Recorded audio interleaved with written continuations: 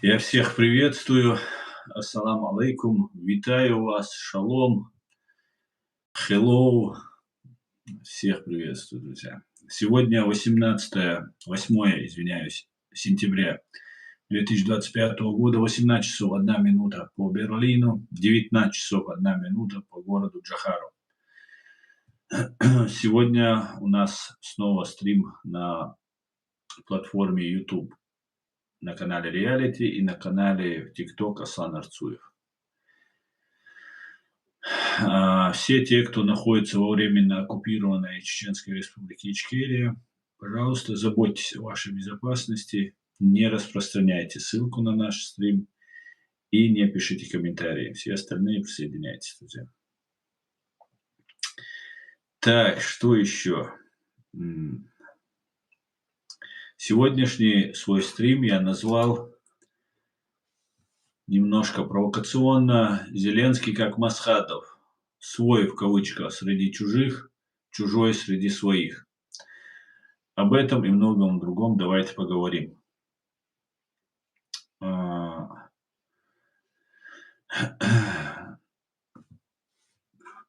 Ну, перед тем, как начать стрим, я бы хотел сообщение от канцлера Германии Фридриха Мерца, опубликованная статья о нем на статье Deutsche Welle на русском зачитать. Империалистический план президента РФ не закончится завоеванием Украины. Это лишь его начало, уверен канцлер ФРГ Фридрих Мерц.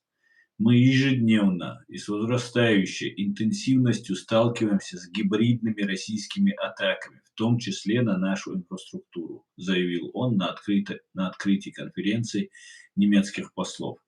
Москва разрушила основанный на правилах порядок, европейскую архитектуру мира, считает канцлер. И перед Германией стоят исторические задачи по построению новой архитектуры безопасности, которая должна просуществовать несколько десятилетий. То, что мы называем либеральным мировым порядком, находится под давлением со многих сторон, в том числе внутри политического Запада, пояснил Мерц. Канцлер уверен, что отношения ФРГ с США и Китаем в ближайшие годы изменятся. США пересматривают свои интересы, и это началось не в последние дни. Мы в Европе также должны скорректировать свои интересы без ложной ностальгии, считает он.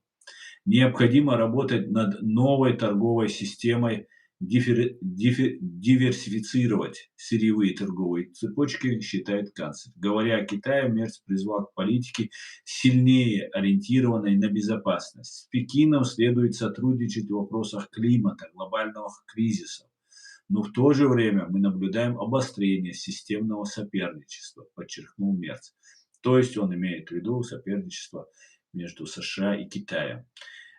Получается, США сами взрастили и Россию, и Китай, и теперь вот такая политика аукивается в первую очередь самим Соединенным Штатам, к большому сожалению. Большому сожалению.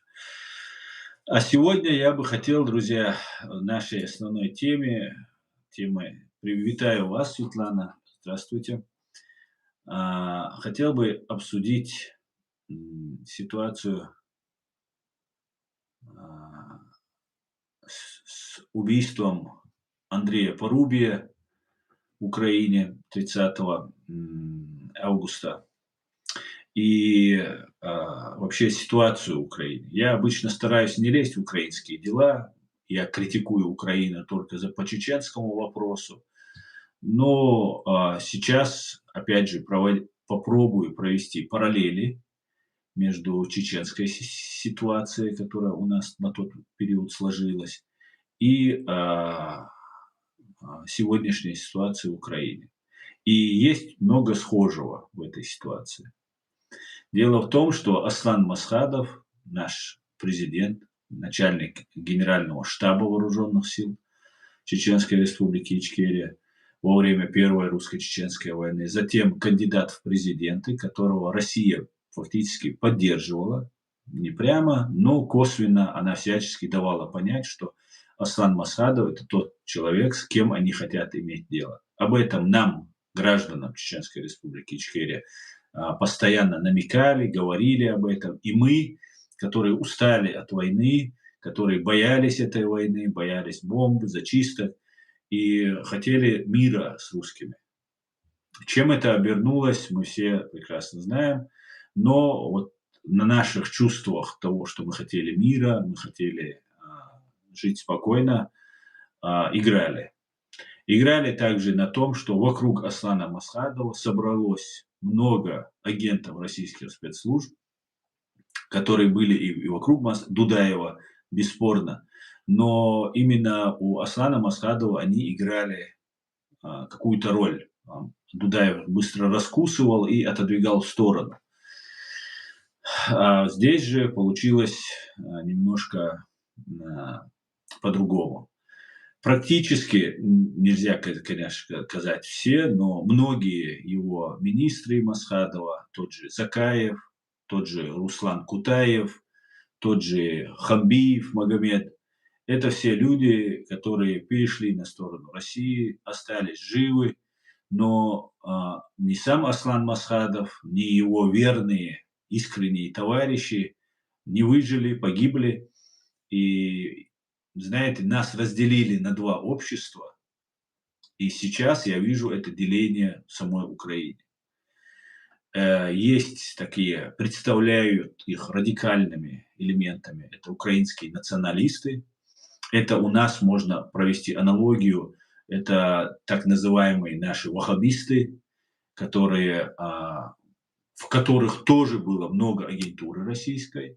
Были полезные товарищи, которых использовали, а были и агентура. И был Аслан Масхадов, у которого была демократическая конституция, демократически избранным президентом, и которому нужно было налаживать отношения с западными международными партнерами, западными странами.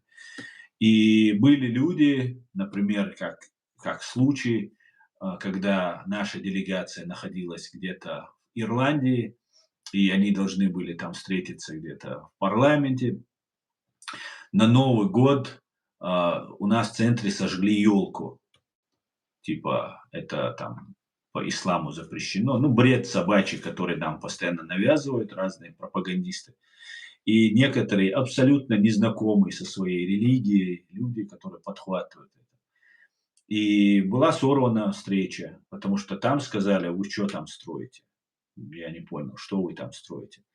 Потом, например, произошло очень жестокое убийство человека, ну, это бытовое преступление произошло на территории Ичкерии. Двое мужчин убили жестоким образом там, человека, даже мужа с женой они, по-моему, убили, я могу сейчас ошибаться, и их приговорили к смертной казни. И Аслан Масхадов тогда находился в республике, и этих людей вывели на площадь и расстреляли. Таким образом, все варварство, которое на Западе называют, ну, в настоящее время называют варварством, было продемонстрировано на экранах телевидения, и было для всех понятно, что Масхадова не нужно поддерживать. При всем при этом вокруг Масхадова были люди, которые пытались договариваться с Россией, там были какие-то силы, например, тот же Лебедь, который, видимо, пытался там потеснить ФСБ, чем для Лебедя это закончилось, мы тоже все это помним. И Аслан Масхадов пытался восстановить, у него тяжелейшая ситуация была, разрушенная республика полностью, абсолютно нет никакой помощи, ни финансов, раненые, вооруженные люди, посттравматически после войны, имеющие синдром вот этот посттравматический, такие люди. Ну и одновременно агентура, которая действовала на территории Чеченской Республики. И Аслан Масхадов фактически не справлялся. И запускали слухи, что он слабый, что он такой, сякой, хотя это абсолютно не так. Аслан Масхадов был очень сильным человеком, но он был не прозорлив в политических интригах, в которые его втянули. он верил там словам, он верил там, ну, был благородным человеком. И в итоге получилось то, что получилось. Наши, вот я даже вот в общениях с разными нашими ребятами, которые в то время а, а, занимали оппозиционную сторону к Аслану Масхадову, такие религиозники так называемые, да, хотя ничего особо не изменилось, просто риторика появилась ненужная. Они считали Масхадова предателем.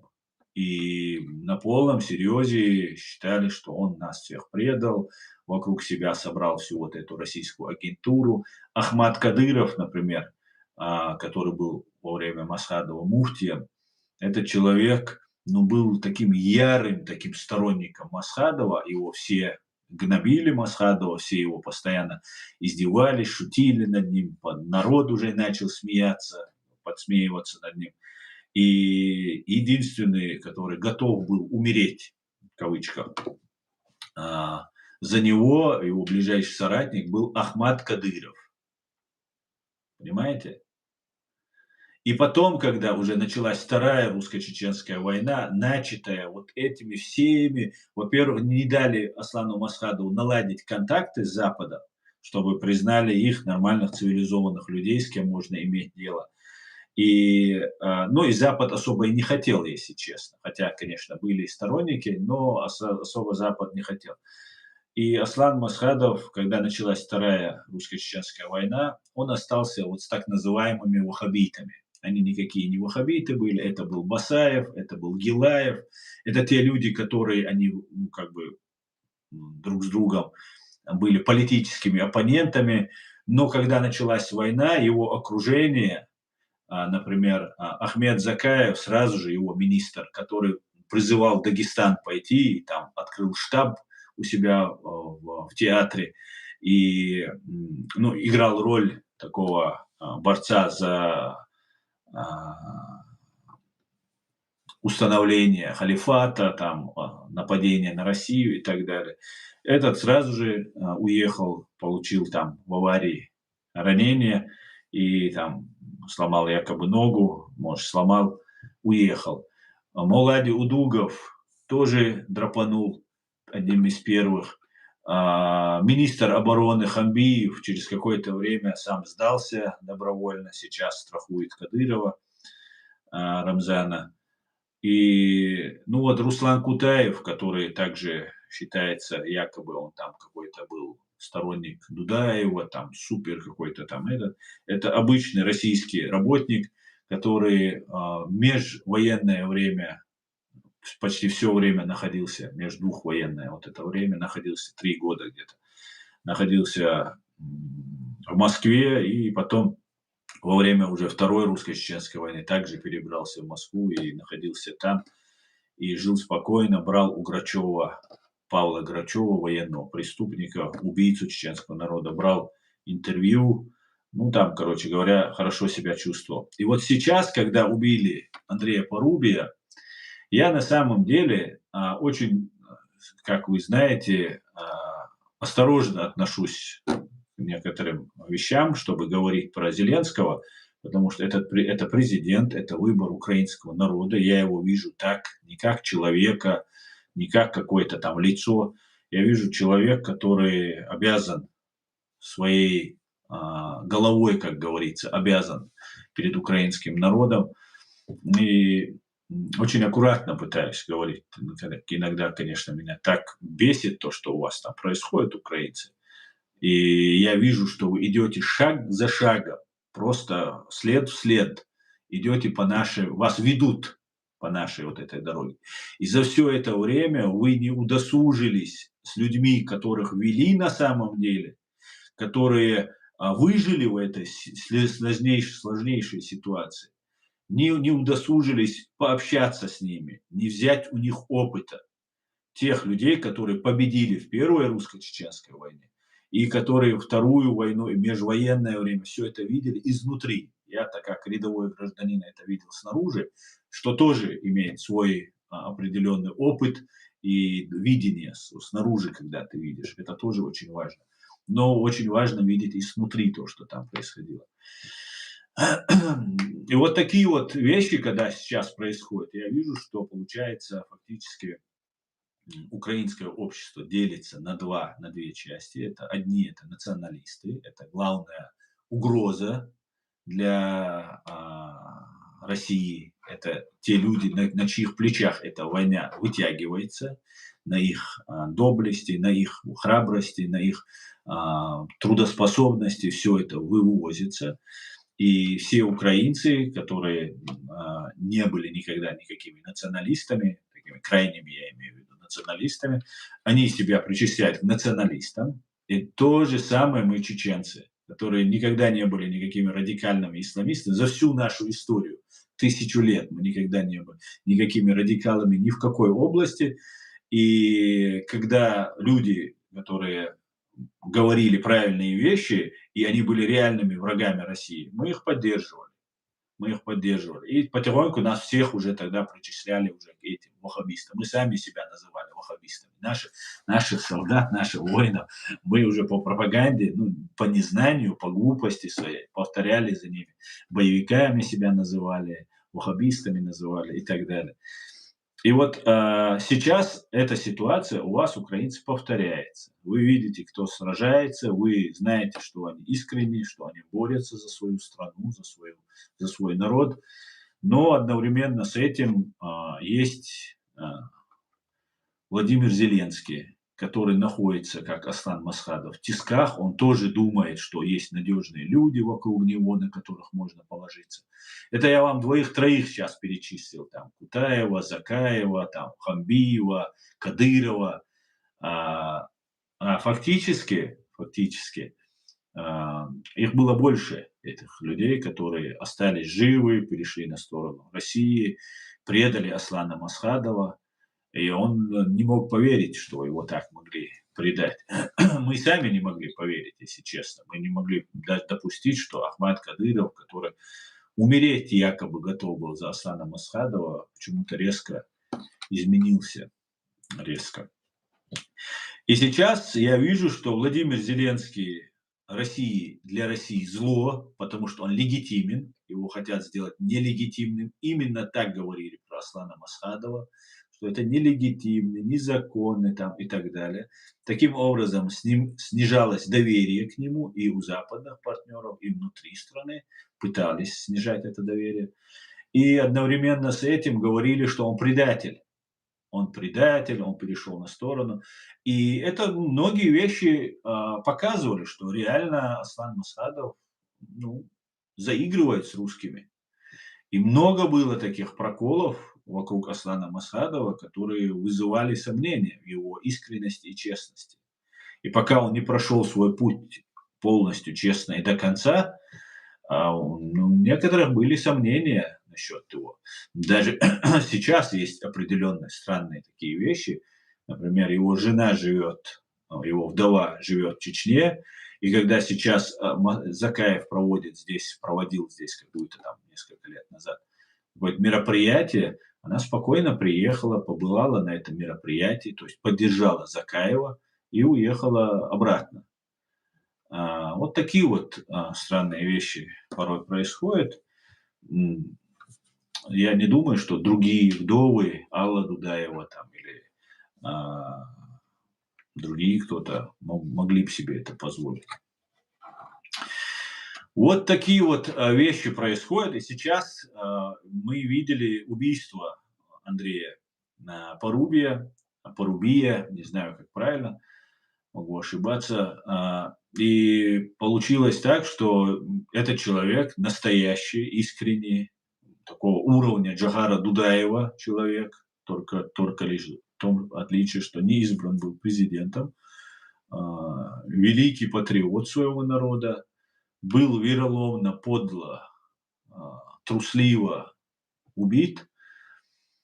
И человек, который у него стрелял, вначале прошла информация, что ему там сказали ФСБшники, что его там сын погиб где-то, и потом можно этого сына тело забрать. И, наверное, ему сказали, если поймают тебя, мы тебя обменяем. Вот он совершил преступление. Ну, в принципе, схема стандартная, можно согласиться. конспирация, маскировка, потом избавление от одежды, от велосипеда, электровелосипеда. Но, знаете, конечно, это так, стандартная схема, но при всем при этом точно так же был убит в Берлине Зелимхан Хангашвили, чеченский командир, грузинский офицер, как говорит интернет, который был тоже вероломно застрелен в спину, и его убийца Вадим Красиков, об этом немецкий берлинский суд вынес решение, обвинил в этом Россию, и он также пытался, переоделся, также лицо было замаскировано, у этого шлем был, у того парик там, как у бомжа или как у хиппера какого-то, хиппи. И велосипед он скинул тоже в реку Шпрею. И, ну, его за ним, видимо, наблюдали, ну, быстро его немецкие власти, там же немецкие полицейские, там же его быстренько нейтрализовали, задержали и осудили, как мы все знаем, и это оказался человеком Путина лично и так далее. А лично Путина или Патрушева, неважно, российский офицер, который занимается заказными убийствами. То есть это акт государственного терроризма, покушение, убийство человека, политически мотивированное преступление. И такой же акт государственного терроризма – это убийство Порубия. Вот такая вот ситуация разворачивается там. И я вижу, как россияне хотят стравить националистов против тех, кто поддерживает нынешнюю законную власть в Украине. И так обидно, что ты ничего не можешь сделать. Зеленский, видимо, им доверяет, он находится в этих тисках, он полностью, видимо, как Кадырову, например, доверял Аслан Масхадов, доверяет какому-нибудь Ермаку. Но посмотреть, что происходит в вашем интернет-информационном пространстве украинцы, русскоязычном, ну, это катастрофа полностью, катастрофа. Зеленского пытаются всячески дискредитировать. Этим занимается неоднократно Фейкин, Пономарев, разные, вся эта Невзоровщина. Вот это все, они много-много часами, годами могут говорить о каких-то вещах и где-то в нужное время использовать вот свой авторитет, то, что их люди смотрят, и нарратив забросить, вложить этот нарратив. И это самое вот важное. Это дискредитация Зеленского. Например, там, убийство Дарьи Дугиной, что это там, Зеленскому нужно было. И фактически Пономарев пытался взять... Это только то, что вот на память я могу вспомнить. Друзья, я особо глубоко не изучаю вашу кухню украинскую. И почему-то я удивлен, просто искренне удивлен. Ладно, Зеленский находится в окружении какой-нибудь ГБшной там своей власти какой-нибудь. Ну, националисты, какие-нибудь другие патриоты. Я вообще не люблю это слово националисты, потому что я националистов как таковых не люблю, на самом деле. Это юношеская такая тема национализма. Взрослый человек не может быть националистом, потому что, ну, слишком много у него в жизни происходит общение с людьми разных национальностей, и ты понимаешь, что дело не в нации точно. Но любить свою нацию, любить свою страну, любить будущее своей страны, желать ей хорошего будущего, этот человек, ну, любой мужчина, онах в чеченском языке, обязан просто, обязан. Это его долг, прямой долг. Если он не будет этого делать, за него никто там с Китая или с Африки или с Кавказа не приедет это делать. Каждый должен свою страну любить, защищать и свой народ заботиться о нем. И вот когда произошло вот это убийство, ну, просто откровенная провокация. Причем эта провокация сделана, знаете, это такая хитрая система в Украине сейчас закручена. Зеленский еврей, как мы знаем, по национальности. И мы знаем, что в прошлые времена были какие-то непонятки между ну, мягко скажем, да, между националистами или украинцами какими-то. Может, это было КГБ, может, это были украинцы. И вот этот антисемитизм, он очень вреден.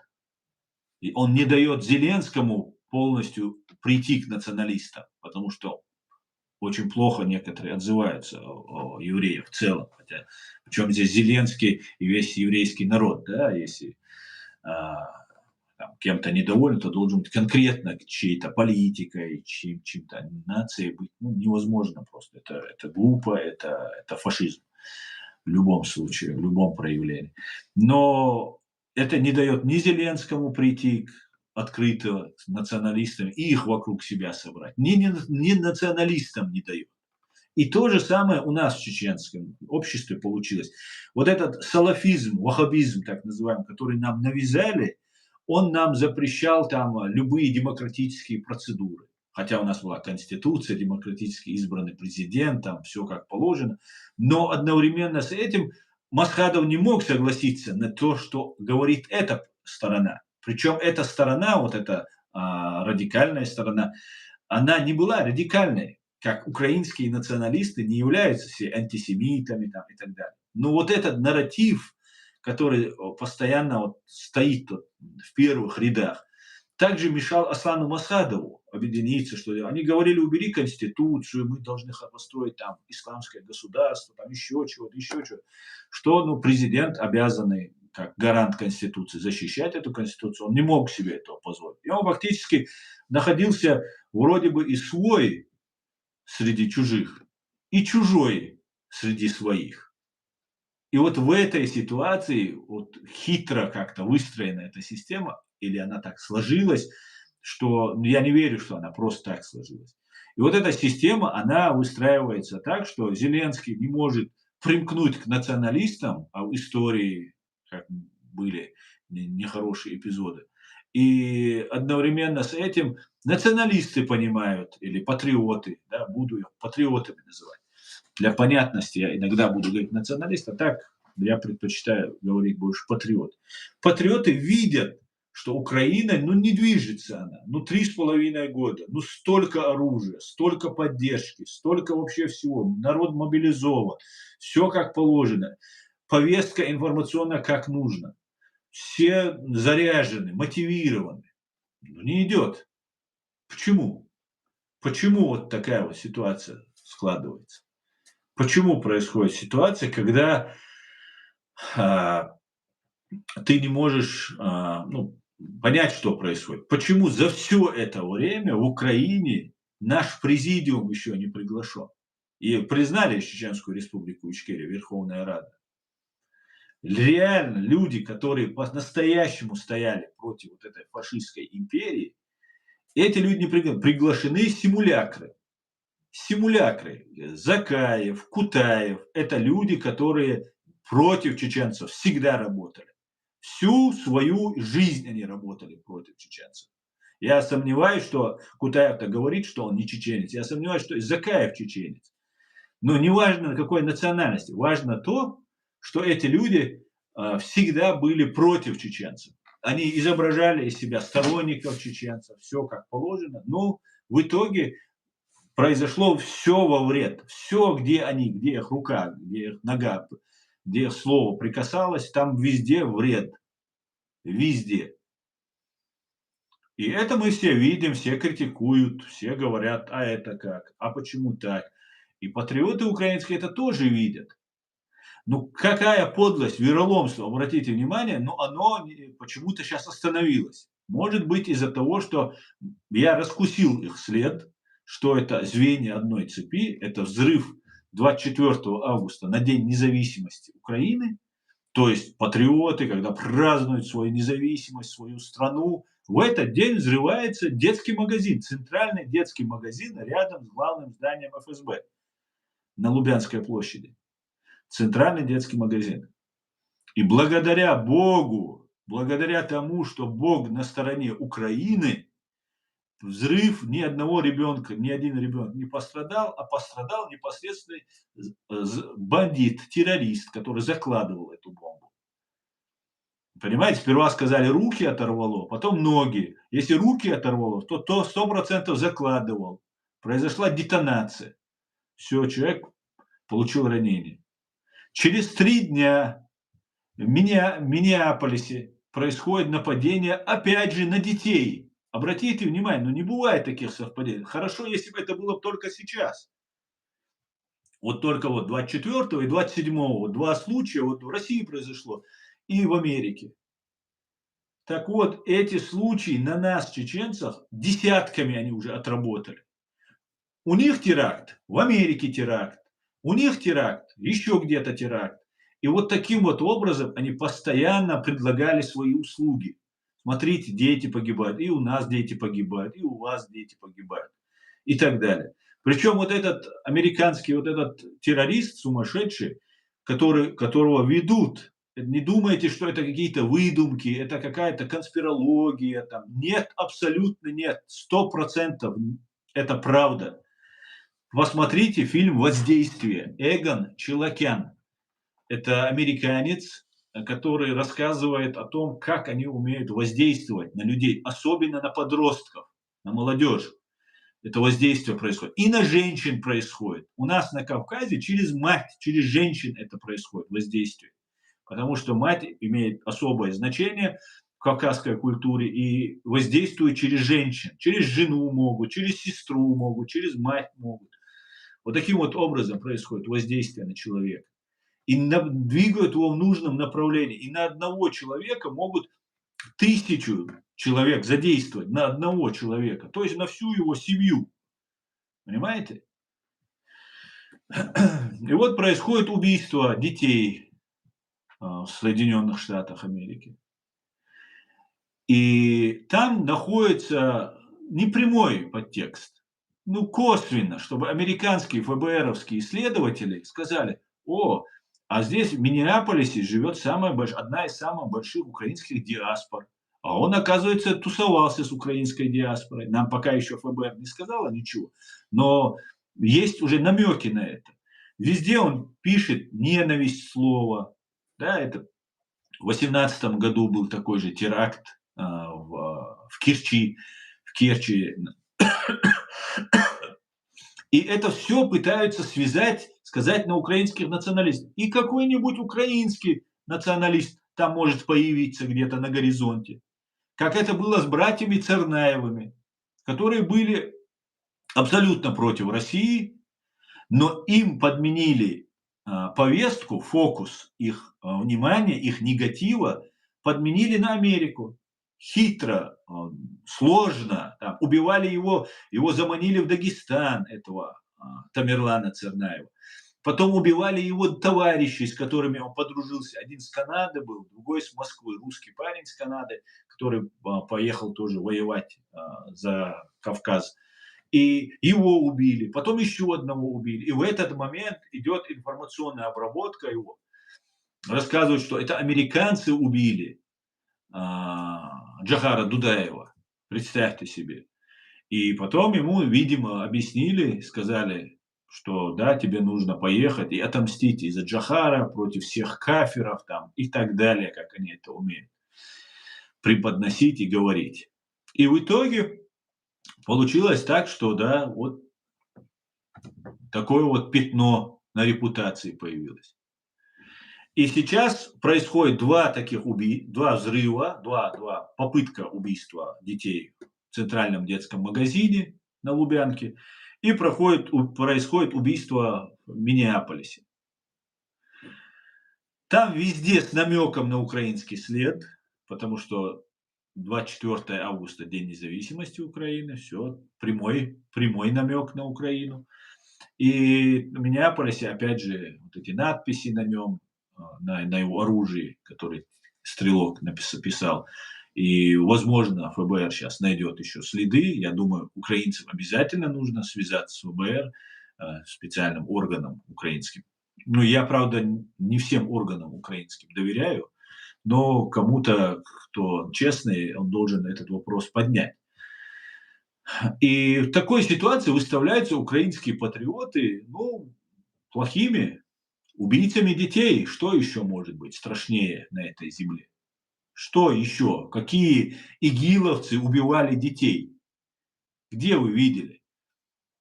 А эти убивают. Вот так это будет преподноситься. Это зло, которое нужно списать, с которыми нельзя иметь никакого дела. Понимаете? И в этот момент, когда полная дискредитация украинских патриотов происходит, в этот момент происходит, через 3 дня происходит убийство Андрея Порубия. Человеком, который, ну, на мой взгляд, связан с Россией. Но эта версия почему-то не отрабатывается, хотя это само идет просто. И он сам об этом заявляет, и сын у него где-то там погиб. Правда, за что он убивает украинского патриота, если его сына убили русские?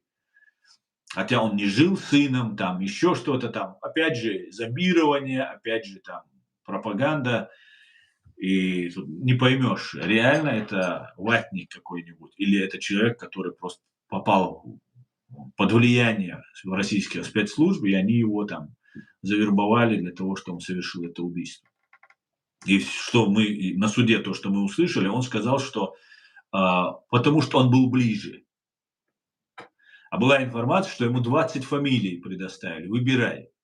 А Порубий оказался сосед. Но ФСБшники-то знают, что он его сосед.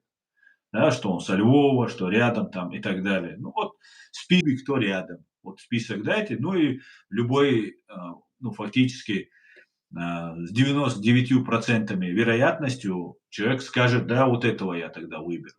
Потому что он и без охраны, и рядом, и так далее. А Порубий это скала, это масштаб личности. Но его там среди разных там затирают, и которые далеко живут. Кто-то в Виннице, как Петя, или еще где-то и так далее. Вот про Петю, про Петра Порошенко он как раз и сказал. И набрасываться, ну а на кого должны думать тогда? Простые украинские патриоты, как те чеченские там ваххабиты, да, условно я их. Никакие не ваххабиты. Это все был навязанный стереотип. Как украинцы никакие не националисты, ну не нацисты, которых сейчас пытаются представить. И вот в этой ситуации что им остается думать? Ну, это Зеленский сделал.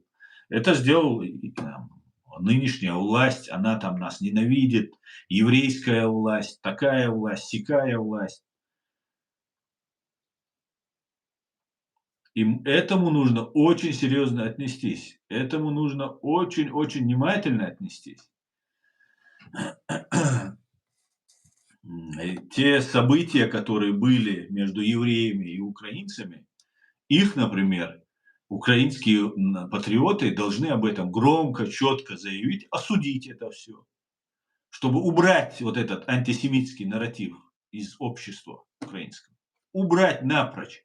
А Зеленскому открытое расследование провести, чтобы не было никаких сомнений в этом преступлении против Андрея Порубия совершенное, против всей Украины совершенное. Это террористический акт, акт государственного терроризма. Если за этим преступлением будет установлено, что стоит Россия. А я практически уверен, что она там стоит. И вот эта ситуация, она очень-очень напоминает мне ситуацию с нами, то, что происходило. И я бы не хотел бы, чтобы это происходило, чтобы это продолжалось.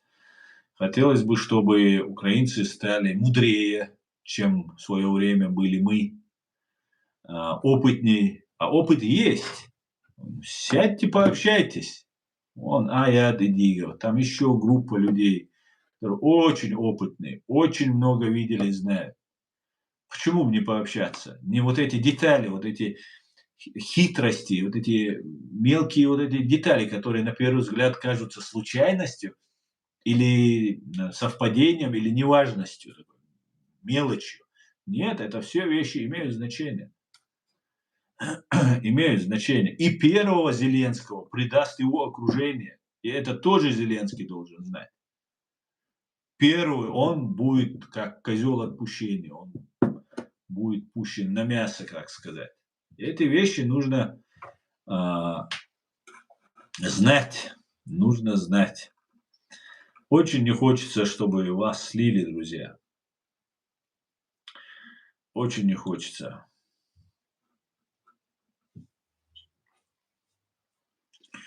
Гибридные атаки были от Дудаев и последовало. Так, Барковский, ты не ври здесь.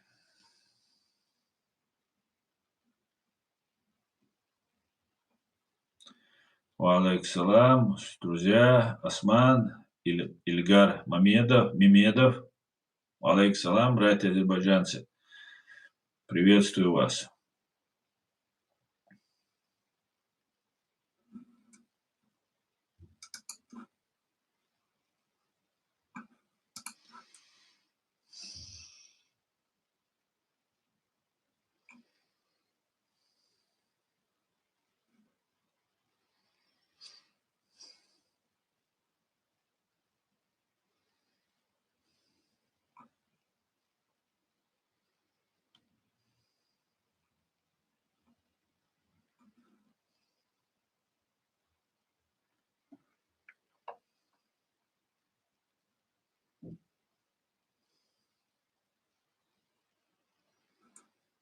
Салам всем свободным людям. Салам, брат Асан. В Украине, я думаю, 85% СМИ – это агентура ФРФ. И за доллары готовы говорить все, что заказчик закажет. Да, салам, шалом, Эд. Да, абсолютно так. Абсолютно так. Просто я на это смотрю и вижу, что просто сливают Украину.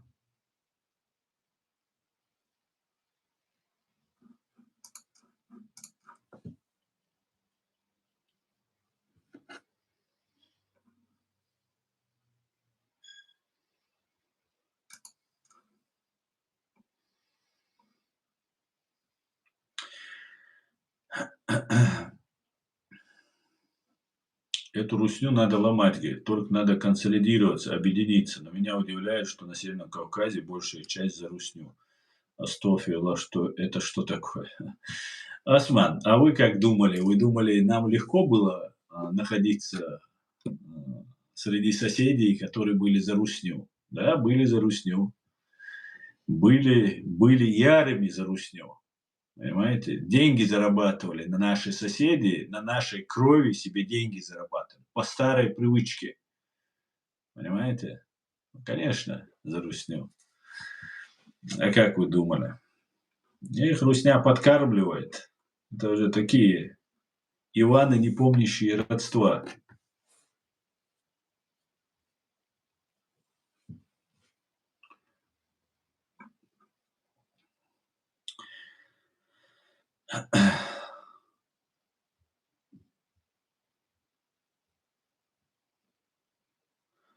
Кавказиан, Албания. Ассаламу алейкум. В украинском телеграм и ютуб канале ОМ-ТВ сделали пост о каком-то племенном ахматовце, который говорит о том, что все команды ахматовцам дает лично Кадыров, а не Путин. Вот этот ОМ-ТВ как раз, это из первых дней, с 2014 года я еще слежу за этим каналом, с 2014, когда с 2016 года он появился. Ну, с первых дней, когда война началась, они там информацию. Это 100% антиукраинский.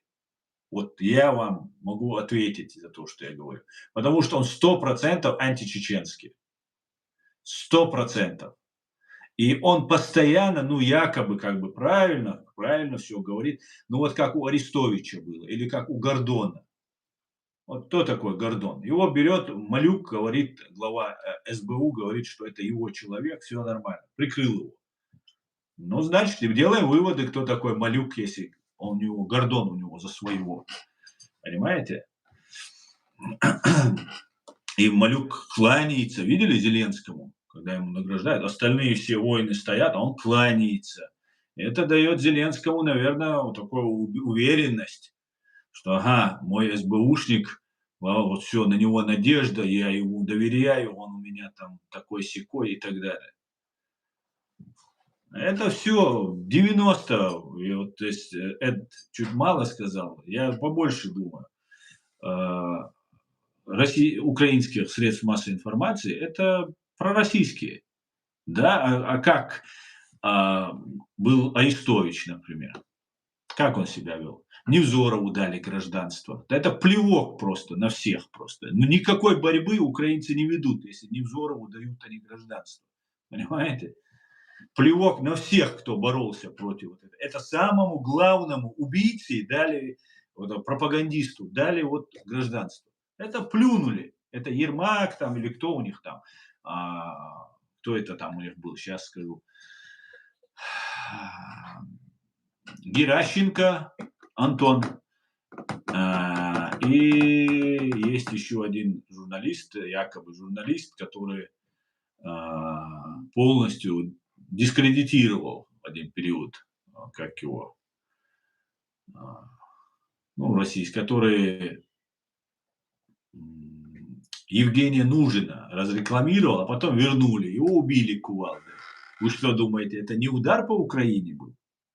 Вагнеровец сам сдался добровольно. Все зэки, которые там сидели, они вот так, поджав челюсть руками, сидели и наблюдали, что же станет с этим вагнеровцем, Евгением Нужным, который сдался, перешел и сказал, я буду воевать за это. Это был уникальный случай сделать так, чтобы эти все вагнеровцы ломанулись на сторону Украины. И потом воевали против тех, кто их там в этих тюрьмах гнобил. А его взяли и передали. Его взяли и передали. Вот такая вот ситуация.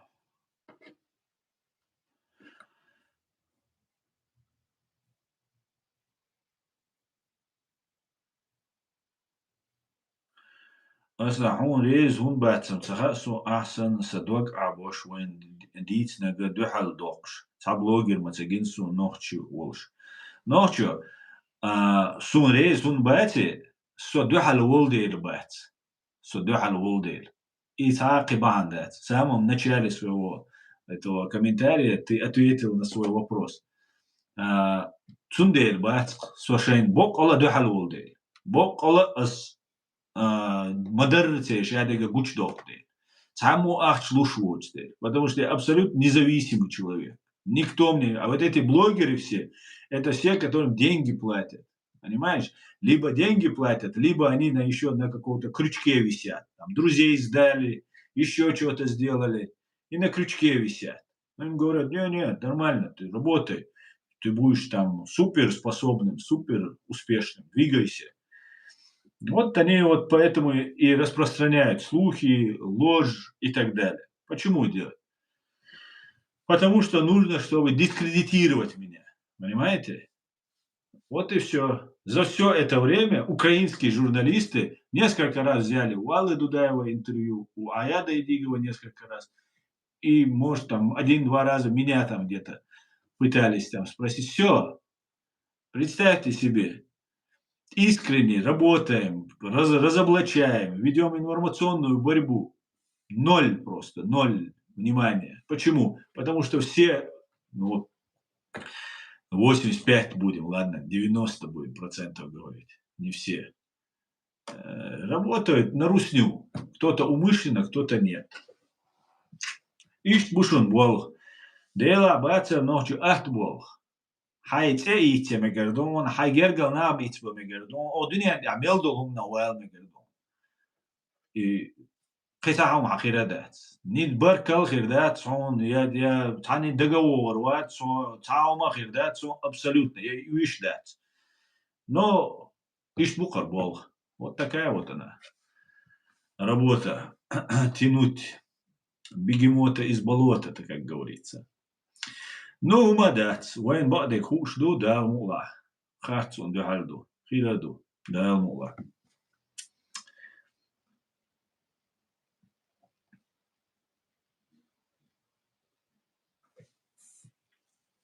Такое ощущение, что этот канал пытается сместить фокус с русских и Путина на Кадырова. Этот канал с первых дней этим занимается, еще до широкомасштабного вторжения. Это абсолютно ГБшный канал, абсолютно СБУ прикрывает, там у них там это, наверное. Это 100% антиукраинский канал, антиукраинский.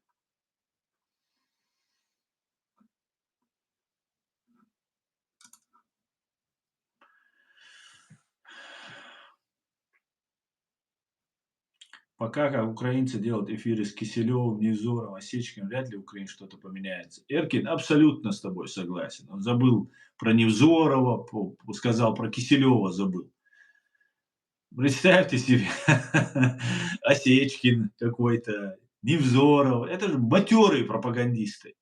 Понимаете? У Невзорова, у Киселева сидит Савастьянов, главарь банды УФСБ Москвы, Московской области, который начинал войну против чеченцев, первую русско-чеченскую войну. 26 ноября Кантемировскую и Таманскую дивизию танкистов, их тамнетов первых, он нам засылал туда. И они сидят, разговаривают. О какой тогда победе может идти речь? Это все видят украинские патриоты. Они злятся на Зеленского. А вокруг Зеленского такой сильный, такой мощный заслон. Причем он сам не нужен, Зеленский. Вот что должны украинские патриоты понять. Не нужен Зеленский Москве. Он должен быть уничтожен. Либо он должен бежать, либо он должен быть уничтожен. Понимаете? Это очень важно понимать. Либо он должен стать, как Кадыров, убийцей, взять это все на себя. Он этого не будет делать.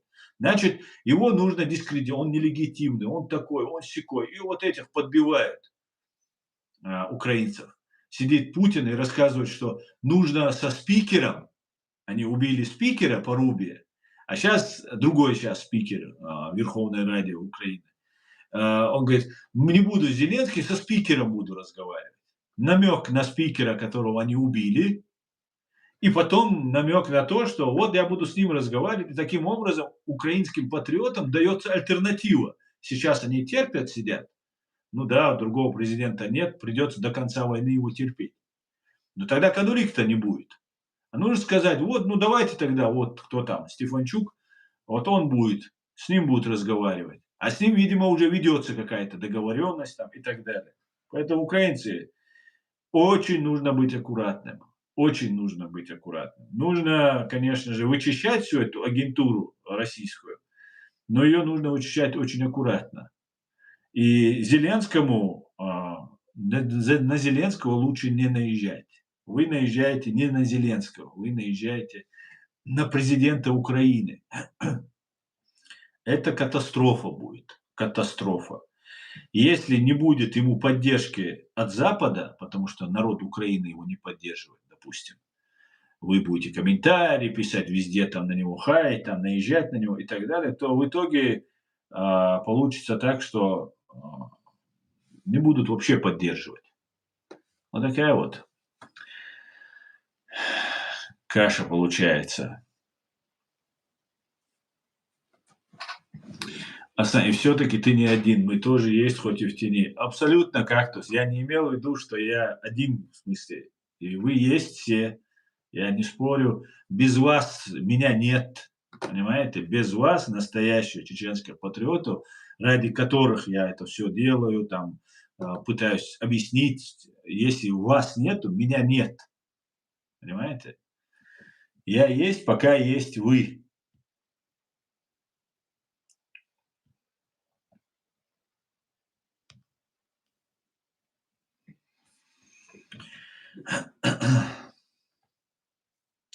Про Фейгина, Ходорковского забыл. Ну, про Фейгина сказал, про Ходорковского то же самое. Ну, Ходорковский прокололся. Украинцы такие, как чеченцы. Одно слово они услышат, все, вывод сделали, пошел к черту. Вот так украинцы делают. А до того, пока он это слово не ляпнул, там, Крым, там, не бутерброд, Навальный сказал, все, списали. Как бы его там не пиарили, все, украинцы его не принимают. Это хорошая черта. Но, с другой стороны, нужно не ждать, пока они сами скажут, как Ходорковский, например, там, чушь свою нес, что Крым – это Россия, там, на Украину вы нас не учите. Все, он быстро себя вычеркнул из украинского общества, сознания. Но при всем при этом есть вещи, которые очень умеют. Любой патриот просто будет сгорать от стыда в сторонке, что он не патриот, послушав вот эти симулякры, как они говорят, как они себя ведут. Понимаете?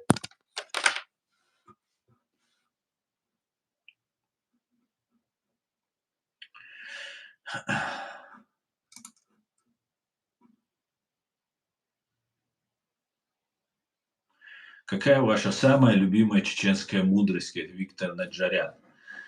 Моя любимая, ну, знаешь, есть у нас чеченцев такая пословица, и она гласит так: «Унах мирный глаз, унах ши мостов милухуагу».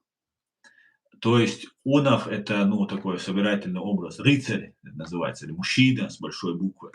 Мужчина не тот, кто смел, а тот, кто знает, кто его враг. Вот это мне очень нравится. А так много есть мудростей, которые мне нравятся. И в Чечне, не только в чеченском, кстати говоря. Я у многих беру на заметку.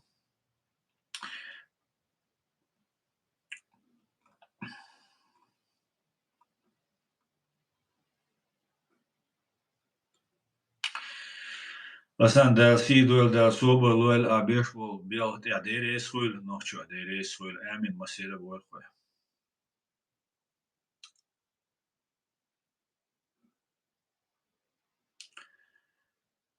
Так,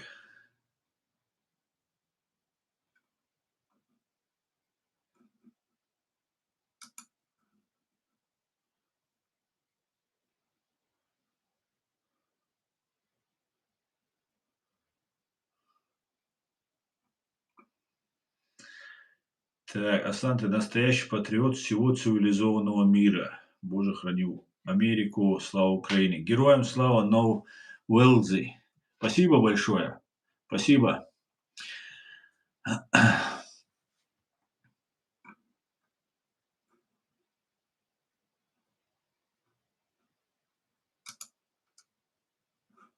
Собственно, почему среди чеченской оппозиции так много антисемитов? Я смотрел долго Тузика, а потом был шокирован его ненавистью в сторону Израиля после начала войны.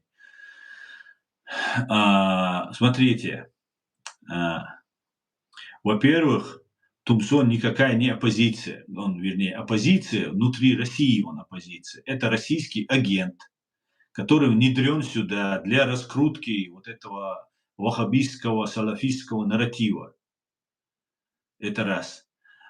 И он не может занять другую позицию, потому что быть не антисемитом на России любой офицер, ФСБ, МВД, военный, если он не антисемит, он предатель. Также не чеченофоб и не американофоб. Это сейчас, наверное, и украинофоб добавилось. Это обязательное условие. Просто по-другому русский офицер не может быть, ни русский, ни российский офицер. Это агент российских спецслужб, который сюда заслан, которому такую легенду делали. И эту легенду мы ломали, выявляли и так далее. И все равно, несмотря на это, продолжают они его держать и так далее. Вот все остальные, которых ты видишь, вот эти блогеры, вот это, в основном 90%, 95% это агентура российская, которую ты видишь. Они там за религию будут говорить, там за халифат, шариат, там еще что угодно. Но это просто обычные симулякры. Они абсолютно ни в Бога не верят, ни в черта не верят, ни во что не верят, кроме в родное учреждение ФСБ, КГБ СССР они верят. Все, что они верят. По поводу антисемитизма в целом, его не так сильно много, я тебе скажу, в чеченском обществе. Ну, если не брать вот этих троллей и вот этих платных российских агентов-блогеров. В чеченском обществе вообще нет антисемитизма, как вообще проявление какого-либо национализма в крайних каких-нибудь формах. У нас жили евреи, и мы за это время ни разу не было никаких конфликтов у нас с евреями, никаких погромов не было, ничего. Ни у нас в Чеченской Республике, ни среди чеченцев, которые жили, ни в Дагестане то, что жили. Вот сейчас был в Дагестане случай, да, несколько лет назад, когда синагогу пытались поджечь. На самом-то деле это была российская провокация, российских спецслужб провокация. Двое или четверо дагестанских вот этих смертников, можно их назвать, начали отстреливать ментов в Махачкале. Ну, их видно, они снимают, там их прохожие снимают, там видно, что они стреляют ментов, там 15 ментов они убили дагестанские и сами были убиты. И если бы просто этот случай произошел бы, весь Дагестан поддержал бы, и весь Кавказ поддержал бы. Потому что менты – это все коррупционеры, преступники, бандиты и все остальное.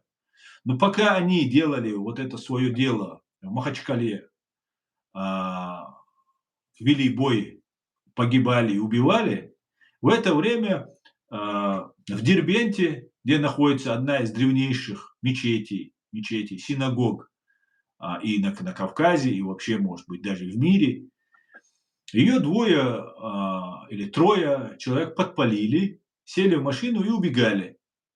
И в этот момент они нарвались на наряд полиции. Там завязался бой, и они были убиты. А убитыми оказались сыновьями какого-то районного отдела Единой России, то есть потомственного гибнюка КГБшника, ну, как коммунисты раньше были. И потом все вышли и начали искать, провели митинги какие-то, шествия, потом пошли в аэропорт, начали там аэропорт громить, причем туда, куда нельзя заходить. Потом где-то они в гостинице там кого-то евреев искали. Помните? Помните, как в Турбине там какой-то заглянул, о, евреев там ищут. Это был фокус внимания всех нас, что дагестанцы антисемиты. Только благодаря тому, что вот эти поджигатели синагоги погибли, мы узнали, кто это были. Они не должны были погибнуть. Погибнуть те, кто в Махачкале ментов стрелял, они должны были погибнуть. Это такие подготовленные, идущие на смерть товарищи. А эти должны были поджечь и сбежать. И как будто это все звенья одной цепи. В Дагестане это одна из самых свободных республик на Северном Кавказе. Одна из самых свободных. То когда началась война против Украины, и я призывал матерей, женщин выходить на митинги и останавливать эту войну. Не давайте своих сыновей забирать. Тогда женщины, да, матери – это святое у всех, у нас на Кавказе в частности. Так вот, эти женщины их раскидывали просто. Боялись люди на митинг выходить, просто чтобы их на войну, на смерть не посылали. А тут каких-то евреев ищут, спокойно выходят, в аэропорта заходят, там, их вели. Нужно знать ситуацию, спросите евреев, которые живут в Дагестане. Там нельзя больше 2 собираться, на митинг ходить нельзя, ничего делать нельзя. И нам вот это представляет, что антисемиты. Нам представляют, что самое большое зло на земле – это евреи, американцы, Запад. А вам представляют, что все мусульмане плохие. Что не арабы, которые вместе с русскими строили там новый халифат или новую империю свою, как русские свою империю, арабы свою, и им там евреи лишние в этой Палестине. Вам представляют, что все мусульмане плохие или все кавказцы плохие. Я каждый свой стрим начинаю со слов: не пишите комментарии и не распространяйте мою ссылку. Вы думаете, я не хочу, чтобы мне были комментарии с поддержкой, когда мне разные грязные вещи пишут здесь? Чтобы мне там опровержение было, там за меня заступались. Ну, хочу, конечно. Но я хочу, чтобы они не пострадали. Я это говорю, потому что я не хочу, чтобы они пострадали. Значит, есть причина этому. И я это не просто так говорю. Поэтому нету у нас такого антисемитизма, который вам представляют. Да, он есть. Да, есть антисемитизм, который навязывается пропагандой. Но его нет в том масштабе, о котором мы все это видим. Вот я просто специально общался с чеченцами и спрашивал. Вообще нет никому дела до евреев, если честно, так сказать. Вообще, нам бы самим выжить в этой ситуации. А те, кто пишут, вот я, например, постоянно об этом говорю, потому что я давно этим занимаюсь, и я постоянно на митинги уходил. Вот в Мьянме, в Бирме, когда убивали людей, протесты были. Я митинги тут выходил, там, призывал. Сегодня мне Facebook как раз об этом напомнил. В Сирии, когда убивали людей, я на митинге много-много, с немцами здесь, много-много, с украинцами митинги проводил. И я всех звал: выйдите, чеченцы, наших братьев мусульман убивают, Башар Асад и Путин бомбит их, выйдите на митинг. Никто не вышел. Ну, за редким, не буду, опять же, кардинально говорить, за редким исключением. Когда началось 7 октября, Я поддержал Израиль. Я об этом сказал. И на меня хейт пошел. Мощный такой хейт, который не появляется вот просто так. Просто так я же все наблюдаю за всем. И когда уже начались уже боевые действия против Хамас, начали люди выходить с ичкерийскими флагами на палестинские, на вот эти арабские митинги с палестинскими вот этими флагами. Никогда их не заметил никто, нигде чеченским флагом, про чеченских. Это 99% это работники российских спецслужб и их родственники, которые здесь живут. И вот это потихонечку навязывается. И кажется, вот смотрите, огромная там толпа. И там посередине между палестинских флагов, арабских палестинцев флагов, находится ичкерийский флаг. Ага, вот ичкерийцы. Нет, это не так. И вся проблема в том, что это двойные стандарты вот этого всего мира, в том числе Израиля. Вы не признаете нас, вы не даете нам площадку, возможность заявить о себе, о нашей точке зрения. За нас говорят российские спецслужбы. И вы их транслируете, вы на них обижаетесь, на них ссоритесь и так далее. Но это не так. Мы не придерживаемся такой точки зрения. Понимаете? Мы не придерживаемся. Нам евреи не враги. Вообще в этом мире никого у нас, кроме имперской России, врагов нет. Да, конкуренты, может, есть, недоброжелатели есть, там, завистники есть, кто угодно есть, но не враги. И есть, конечно же, большая часть нормальных людей.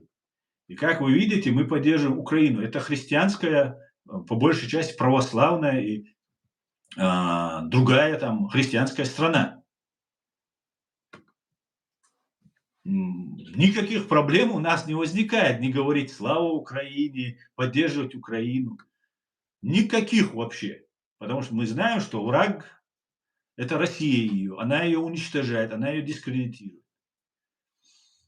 Вот такая вот, если так брать в целом, например, сейчас идет уже другая война в Израиле. В Израиле вначале шла война против вот этих так называемых ЧВК, как я их называю, ЧВК Хамас, российско-иранская ЧВК Хамас, которых разбили, в принципе, полностью разбили. Сейчас их всех вывозят, функционеров, боевиков, вербовщиков, всех вот этих главных одиозных террористов вывозят там на Кавказ и строят им там дома. Это не мы делаем, это Россия, это ФСБ делает. На нашей оккупированной территории делает, как вы, евреи, у себя в Израиле построили ФСБшную мечеть имени Кадырова. Также теперь они вот тех, кто вас убивает, вывозят туда и вывозят и заселяют там. Мы в стороне, вы с ним, ваш Нетаньяху с Путиным дружили очень близко. Мы вообще в этом никак ни в чем не участвовали. Мы были террористы, враги там и так далее, как нас до сих пор сейчас всех обвиняют, называют и так далее. Несмотря на то, что даже близко этого нет.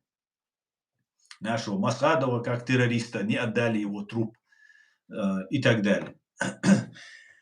И вот сейчас у вас начинается в Израиле другая война. Война уже с народом, который пострадал от этих бомбардировок, когда уничтожался Хамас. И эти люди, это уже другой уровень, другая война это, другие отношения. И здесь, на самом деле, в Европе, я не могу сказать, что это прямо есть, но есть антисемитизм. Есть. И в Америке есть антисемитизм. И здесь в Европе есть антисемитизм. И это все как бы очень прикрывается, что защитой якобы. А вы обратили внимание, вот эти все ЛГБТ-сообщества, все вот эти там феминистки там и так далее, которые вроде бы идейно должны быть противниками вот этих радикальных исламистов, они по какой-то причине поддерживают их. Почему вы думаете их поддерживают? А потому что их финансируют определенные источники, и они их подталкивают на это. И им закладывается большая глубинная работа против евреев ведется. Понимаете?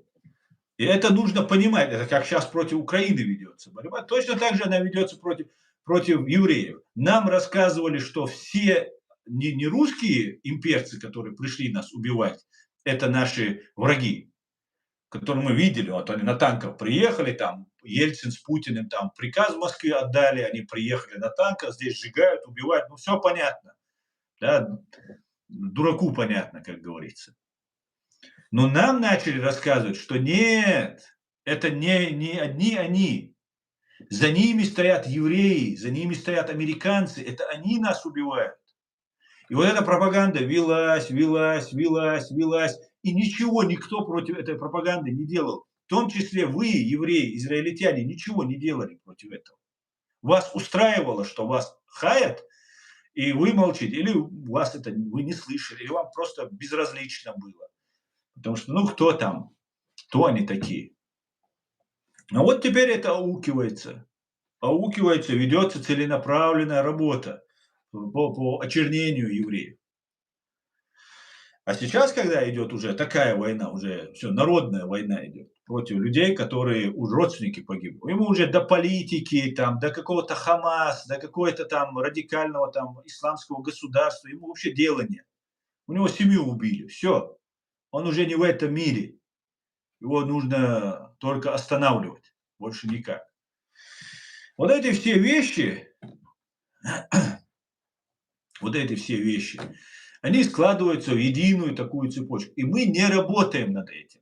Понимаете? Каждый заинтересован в своей выгоде, в своей пользе.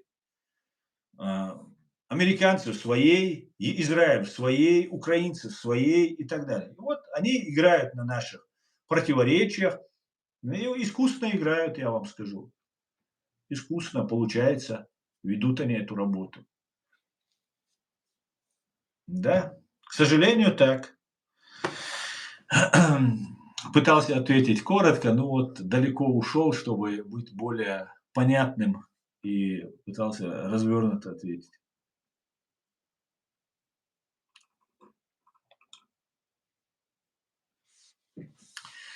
Так, еще интересная инфа для тебя, Асан. Ты говорил про то, что теракт Бус Царнаев отработали в России, и, кажется, США об этом знают. Нет, я не сказал, что об этом США знают. По крайней мере, я так не говорил. Но что ты имеешь в виду? Что за интересная информация?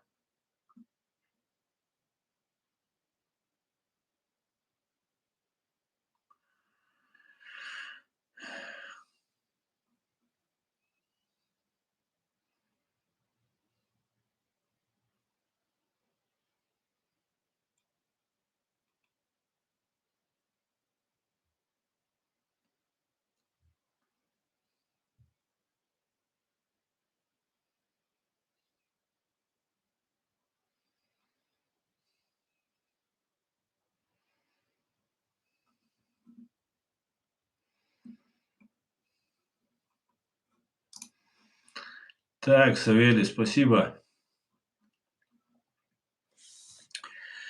Так, ты тоже. Так, Асан, спасибо большое за очень подробный ответ. Ваша критика обоснована.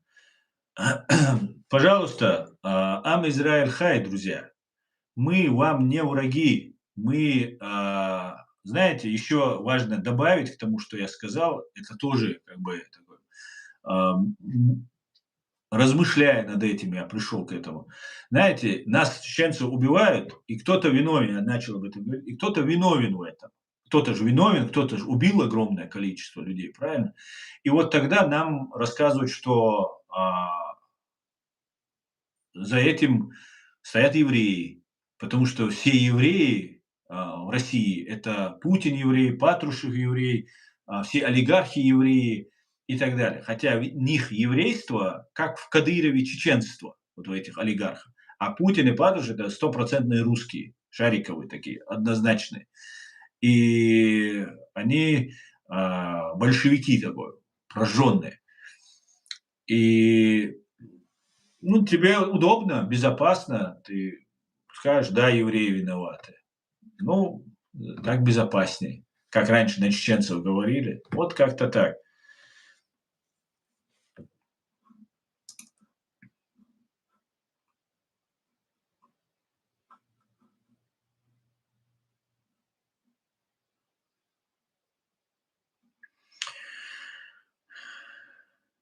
Более 4000 погибло и более 7000 без вести. Ты про кадыровцев, да, чеченцев, которых туда забрали, говоришь, чеченская национальность, да? Много очень погибло, много. Они туда бросают. Нам показывают там Ахмат какой-то, там, третий, десятый, а по факту это люди, которых просто вот массово закидывают вперед. И сидят разные там украинские там паблики, там рассказывают, берут, есть такой один экзотический такой пропагандист в Украине, и он рассказывает о том, и он там задает вопрос, он говорит, да, нас, а русский ему отвечает, да, они, короче, заградотряды были с нами, говорит, заградотряды. А как это заградотряды с вами были? Вот тут спрашивает. Ну, говорит, в каждом блиндаже один-два чеченца. Представьте себе, на передовой они там, передовой, у них все тяжело. Но это были заградотряды. В каждом блиндаже один-два чеченца у них. То есть там человек 10 у них салаг находится, там этих наемников и все остальное. И с ними один-два чеченца. Для чего это делается? Чтобы не побежали. Знает, что чеченец не побежит, чеченцу западло. Чеченцы дома родственники в заложниках находятся. Еще много куча причин, почему он не побежит. И это заградотряд. Заградотряды, дорогие мои, это сзади далеко стоят с пулеметами и расстреливают тех, кто убегает. Они с вами в окопах сидят. И они рассказывают про заградотряды из чеченцев, которых для их храбрости, для смелости их там рядом сажают с ними, чтобы эти не бежали, более себя увереннее чувствовали. Как могут там, Россия пытается свои войска удержать, чтобы они не бежали. И вот нам рассказывают заградотряды.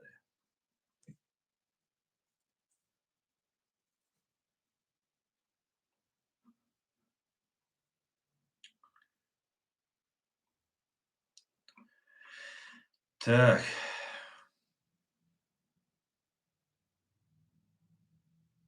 Хочу напомнить, КГБ основывалось из 45% этнических украинцев. Многие из них также рулят Украине, чистки еще не было. Абсолютно с тобой согласен, Эд. Абсолютно. Очень много не только в КГБ, это главный орган, конечно, очень важный, это важно знать. Но во всей власти, в советской власти, украинцы занимали очень хорошие позиции. Войну против Украины формально начинал ее ФСБ, Путин, Матвиенко, которая родом оттуда. А говорят про евреев. Вот 45%, я вот от тебя эту информацию слышу, но я знаю, что там много было украинцев. Но по факту все говорят, что КГБ, НКВД, ЧК, ВЧК делали евреи. Вот там, Дзержинский, вот кого первого преподносит. Вот и все. И доказывай потом.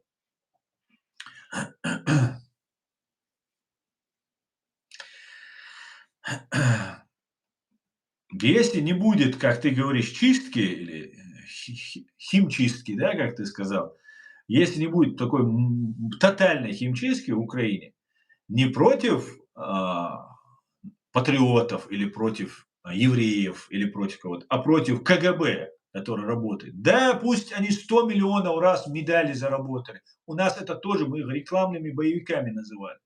Они рекламировались, у них у всех честь нации, герой, медали, все такое было. Пусть 100 раз они такие. Просто уйдите домой. Все, спасибо вам. Все, вы сделали свою работу. Не нужно никого сажать, расстреливать. Еще. Просто иди домой. Все, пошел домой.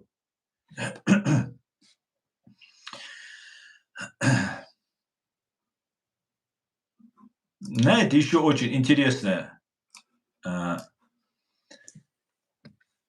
замечание такое было. Ермак прилетел в Америку, и ему там задает вопрос из «Голоса Америки» или с настоящее время русскоговорящий журналист, но они на английском говорят. И Ермак говорит, мы просили у вас оружие, вы нам дали оружие, мы там победили на поле боя. Мы это сделали.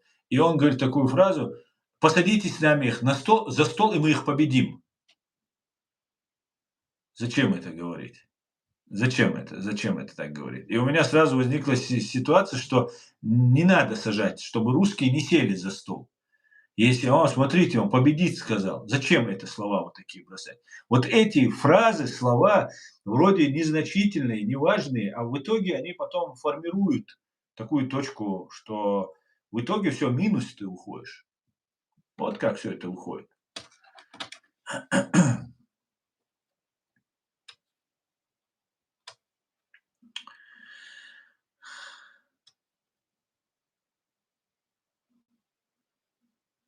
Так, сейчас, подождите. Я думаю, вот и Золкин, и Карпенко, вот это экзотические пропагандисты, это и есть Карпенко. Эти люди, чем они занимаются, скажите мне? Вот они 3 года, 4 года уже, почти 3 года общаются с зэками. Они их представляют, какую-то точку зрения, их идеологию какую-то. Украинских пытают, ломают, вот так выворачивают наизнанку.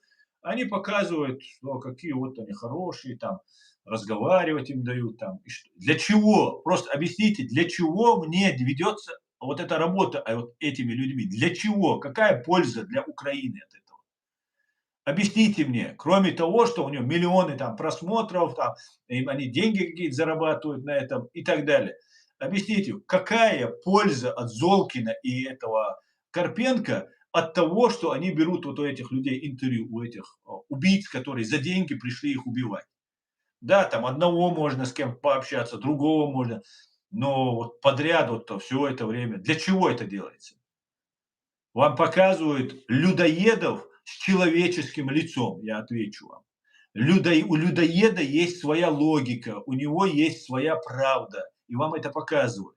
Да, где-то она вообще не прикрыта, позорная, где-то она сякая, но в любом случае вам показывают, что вот ну, есть люди, они, да, они же настаивают, они держатся на своей вот этой ситуации, видите? Это люди, с ними можно договариваться, с ними можно разговаривать и так далее. Вот. А людям нравится это смотреть, ну, посмотреть на своих убийц. А он не такой уж и страшный, не такой уж и убийца.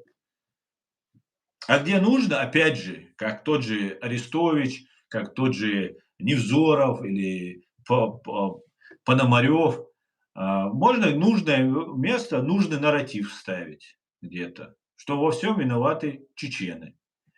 Пошли на Курскую область, тогда захватывают Курскую область, и украинцы захватили там десятки просто ФСБшников, пограничников. Среди них два чеченца, два чеченоговорящих. И нам показывают, что вот, чеченцы сдались, их снимают, они связанными руками, завязанными глазами сидят. Вот, вокруг вот так сидят толпа ФСБшников, а показывают двух чеченцев. Кто это делает? Для чего это делается? Объясните мне, почему никто не говорит, вот ФСБшников задержали, вот. Почему за все это время идет бомбардировка там НПЗ, что правильно, еще чего-то, еще чего-то. Не бьют по принятию решения там, по зданию ФСБ, по Кремлю, еще куда-то. Почему не... Посмотрите, как евреи воевали с иранцами. А, вот 12 дней, да, сколько дней эта война шла. Били только куда нужно. Вот именно самое болезненное место. И те били по мирным людям, потому что им важно побольше убить людей и сказать, видно, и русские-то бьют правильно, как их логике правильно, болезненно, по людям, что человеческая жизнь в Украине, в Израиле ценна, в отличие от России. А куда бьют эти?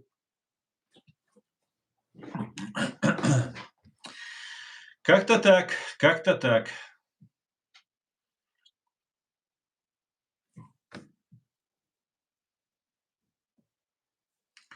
Интересно, какую новость мог передать уехавший в США бывший депутат в Дагестане, у которого плохая репутация, у него кличка Фикса, что ему заплатили аж 45 миллионов долларов. Это огромная сумма.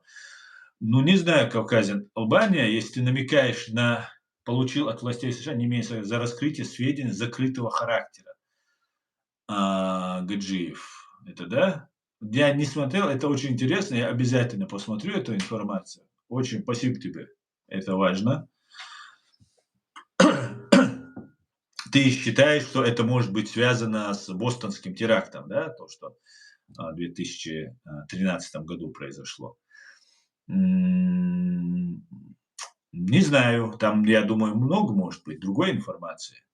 Э, Но интересно, какую должность, кем он был, этот Гаджиев? Сейчас, подожди, я это все сохраню, чтобы потом не искать.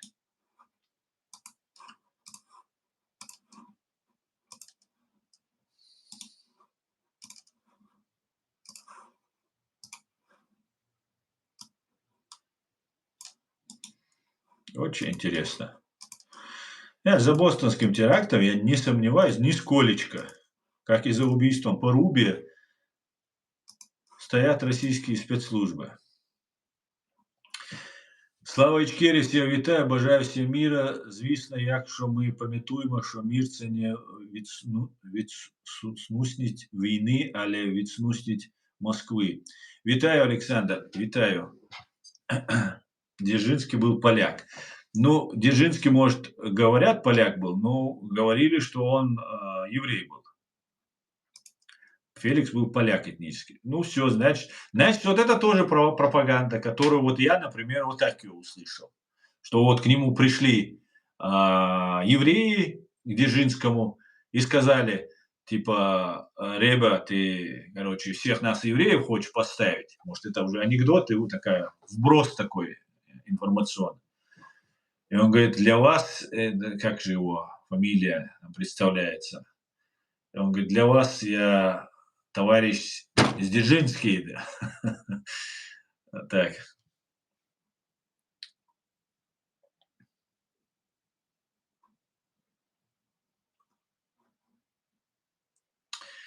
Вот Кавказин, Албания. У меня самая первая мысль о том, что он передал данные по поводу бостонского теракта, про то, как обрабатывали Царнаева в Дагестане, так как этот Икса в то время был депутатом и варился в этой каше.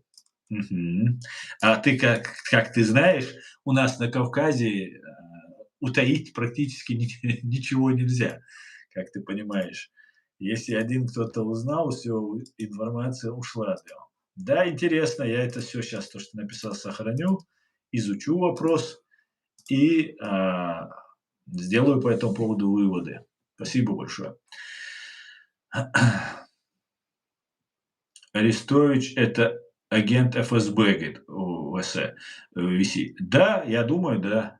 Да, а кто еще? Это вся одна система, вся одна шайка-лейка.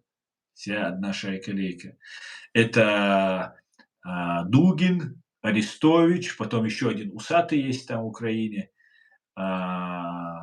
потом Гейдар Джемаль. Сейчас за место Гейдара Джемаля уже покойного новые появляются вот эти такие матерые гибнюки, которых тоже украинские там общаются, украинские с ним разные там всякие. Гарри Табах тоже с ними общался, с одним из них. Как-то так. 12-дневная война, да, да, 12-дневная это была.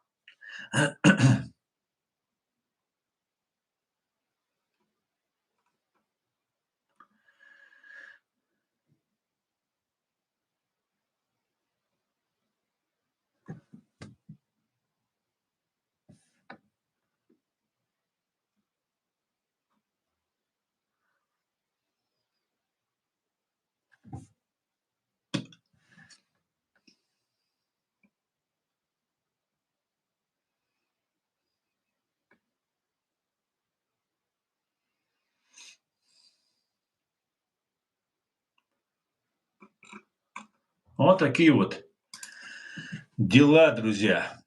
Так, что вы мне не пишете в тиктоковцы? Сидят почти 40 человек и молчат, все следят, наблюдают. Да. Как говорит Сотник, я отвечаю, видимо, исчерпывающе, что вопросы не задаете. Ассаламу алейкум. С прошедшим праздником Днем независимости Ичкерии. Алейкум салам, Игорь Гудыменко. Спасибо и вас, кстати, украинцы, за прошедшим 24 августа. Вам большая-большая подлость готовилась со стороны России в этот день, когда Алексей Титов подорвался.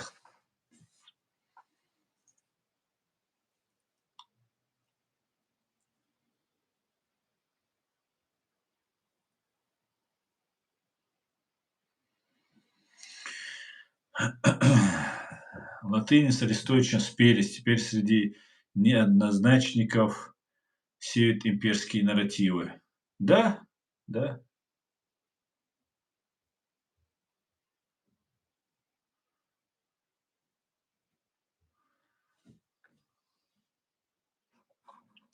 Совершенно верно. И там разные, то, что Фейкин рассказывает, что он недоволен а, Арестовичем. Все это чушь собачья.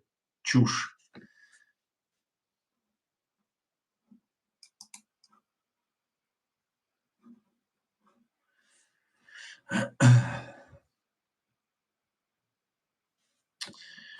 Вот такие вот дела.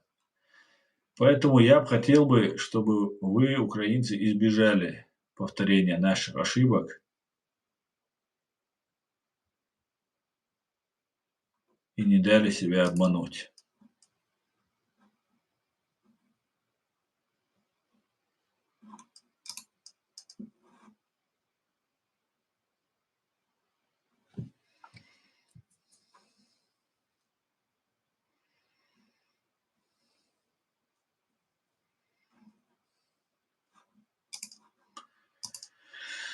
Так,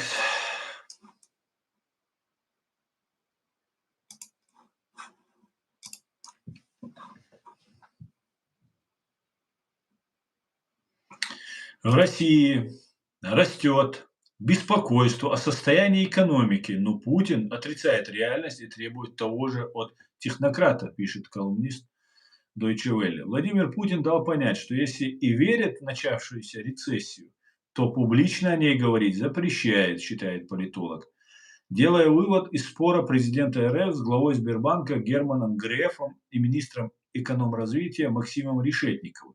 Можно рассуждать о мягкой посадке экономики, но за разговорчики о стагнации могут и наказать. Так и в случае с войной и специальной военной операцией. Российская власть старается не допустить паники, отмечает колумнист Deutsche Welle.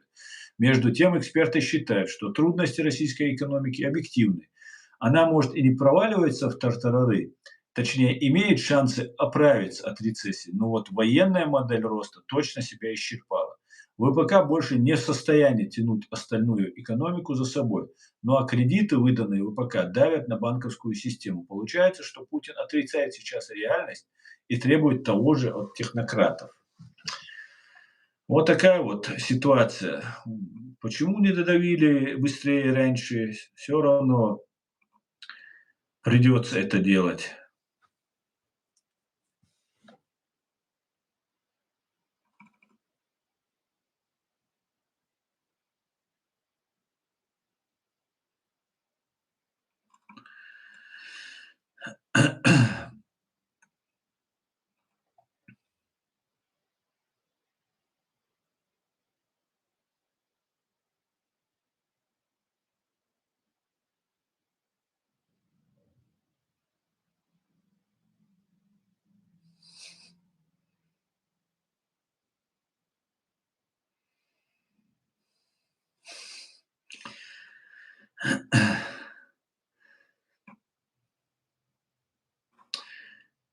Так,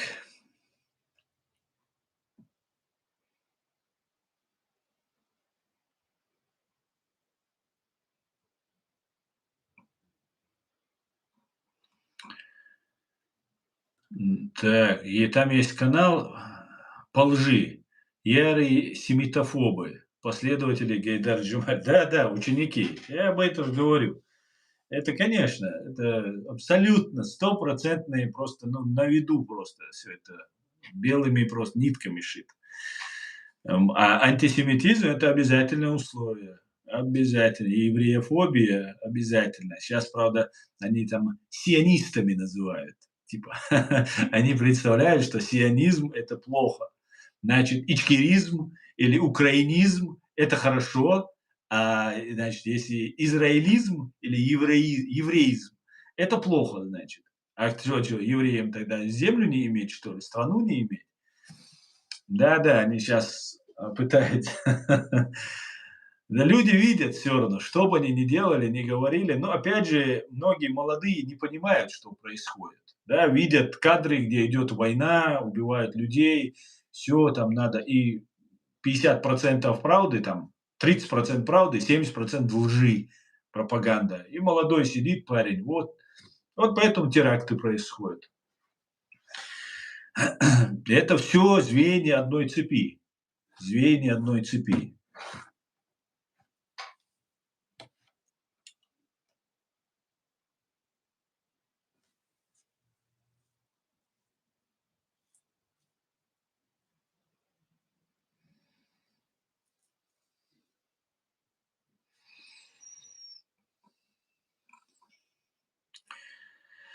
Асан, ты прав, я тоже многим блогерам задал вопрос. Граждане Украины воевали в фашистской Российской Федерации против Ичкерии, а сейчас воюют за Украину.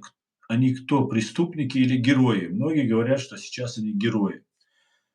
Да, к сожалению, я знаю, ты поднимаешь этот вопрос очень часто, спасибо тебе. Да, к сожалению, их там нет, и самый известный их там нет. Кстати, помните Юрия Буданова? Юрий Буданов, который приехал ночью на БТРе, день рождения своей дочери, бухой, пьяный, заехал в село, забрал девушку, его солдаты завернули в ковер, 17-летнюю несовершеннолетнюю девушку, забрали из дома и увезли их себе туда в часть. И в этой части этот Буданов ее задушил и еще живой там закопал заживо. Ну, там много что сделал, издевался и, короче, убил ее. И на следствии, когда вот это все происходило, солдат, который давал показания, сказал интересную фразу. Когда там, что там Буданов делает? Он у себя в Кунге был. Что он там делает? Да, опять бабу привез. То есть не в первый раз они привозили. И на том месте, где нашли тело Эльзы Кунгаевой, еще несколько трупов было найдено. Так вот, Юрий Буданов, не путать с Кириллом Будановым, Юрий Буданов из Донецкой области, гражданин Украины, получил российское гражданство, как многие украинцы, военнослужащие, делали, чтобы пойти убивать чеченцев. Он стал главным таким злом, хотя это был не самый жестокий. Вот из всех убийц жестокий, он был не самым жестоким. Вот из него сделали, из Юрия Буданова сделали самым большим зло, такое сосредоточение всего зла. И он оказался с Украины. И я думаю, это могло быть не случайно. Вот специально они как жертва, нужно было, Запад постоянно возмущался, почему нет уголовных дел, почему никого не сажают, почему это, третье, десятое. А посадить украинского с Донецка Юрия Буданова, ну, можно было. Хотя ему дали всего 9 лет, 10 лет, по-моему. Сидел он в супер удобных условиях, где Ульяновскую область непосредственно его начальник, его командир возглавлял Ульяновскую область в лице губернатора Владимир Шаманов. Его, говорят, там на выходные там заезжала к нему машина в тюрьму, его забирали и в баню париться его с собой там Шаманов забирал там и так далее, и так далее. Но это был человек с Украины, и его сделали главным таким врагом. И это тоже не случайно, скорее всего, было сделано для того, чтобы вот посеять вот эту вражду. Что русские не виноваты, а виноваты одни украинцы. Хотя украинцы, да, воевали против нас. И сейчас они якобы воюют против России там и так далее. Ну, если искренне воюют, пусть воюют.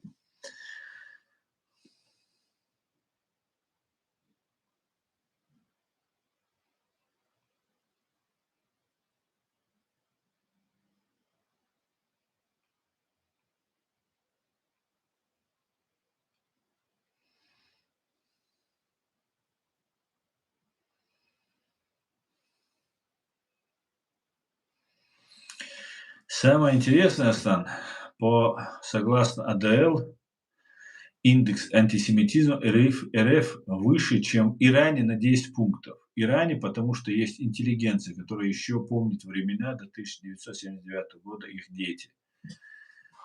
Ну, я не знаю, как там насчет Ирана, там тоже очень сложная ситуация, но я просто за Россию знаю.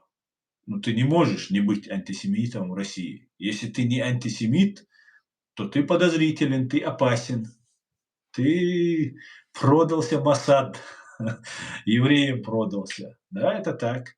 И вот эти, я удивляюсь, вот с этих кадыровцев, которые так гнобят чеченский народ на всех средствах массовой информации, они им служили. Сейчас не так гнобят, конечно, но тогда в начале это просто потоки лжи было, просто потоки оскорблений, унижения чеченского народа.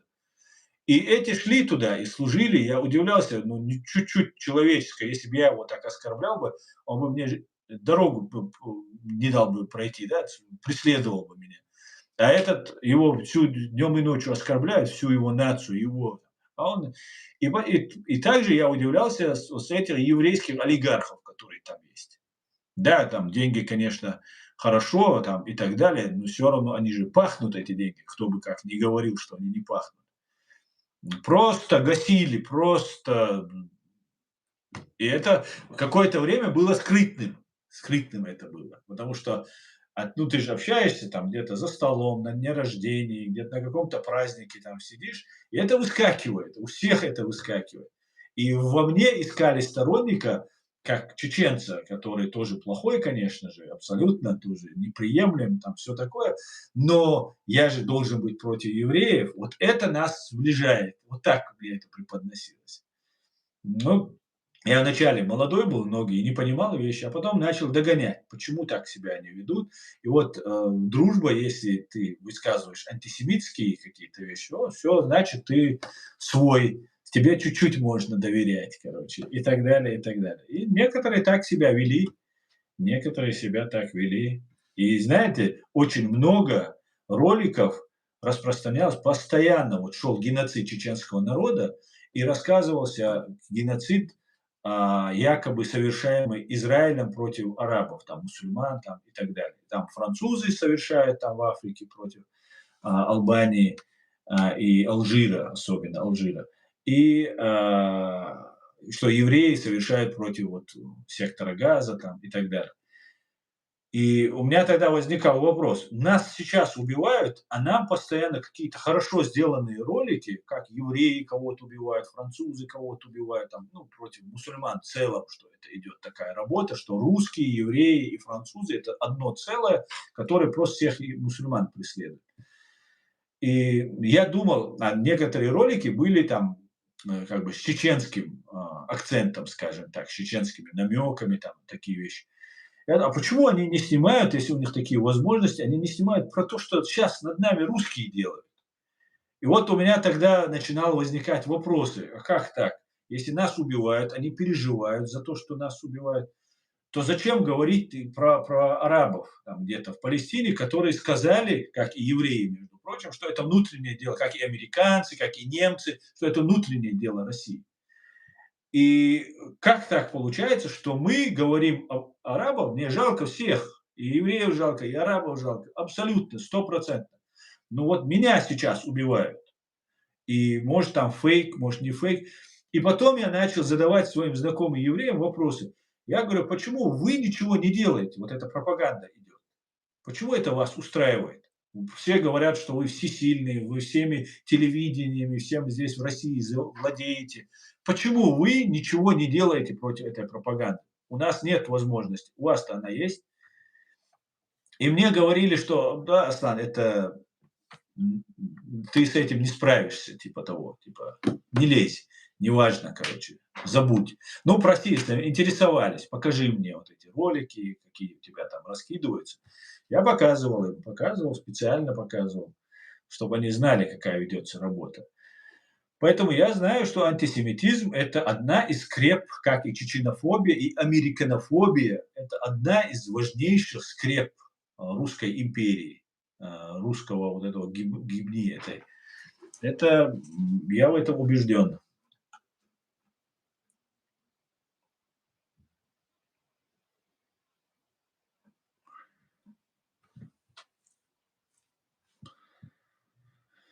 Да, девушку звали Эльза Кунгаева, это правильно. который убил а, Юрий Буданов. Не стоит забывать, что на стороне чеченцев в первую кампанию было 87 украинцев. Один из них Александр Музычка, 2 ордена туда. Да, Вадим, абсолютно это так. Честь и хвала. Уважаем всех. И Сашко Белого, Александр Музычка, и Беркут там погиб, парень. И другие люди, которые там принимали участие, это все наши герои, мы с большим уважением к ним относимся. Была улица в честь Александра Музычка после Первой русско-чеченской войны названа. И, к сожалению, его тоже не стало, его убили. И мы бы очень хотели, чтобы это преступление было расследовано, чтобы преступники, которые совершили это преступление, перед самым началом вот этой широкомасштабной агрессии понесли наказание или провели открытое расследование, чтобы мы, как нашего героя, тоже знали, не только украинцы это имеют право знать, и мы имеем право знать, кто, как, почему был убит Александр Музычка. А он бы организовал чеченцев, понимаете? А сейчас там никакого Закаева не было бы, никакого Кутаева не было бы, потому что Александр Музычка их не видел и не знал. Понимаете? Он знал настоящих Александр Музычка и другие украинские, которые там были. И вот он не нужен был такой там, который организовал бы настоящих чеченцев, которые свои каналы, своих знакомых там и так далее, кому он доверяет. И поэтому, мне кажется, поэтому он и был убит. В том числе, я думаю, поэтому.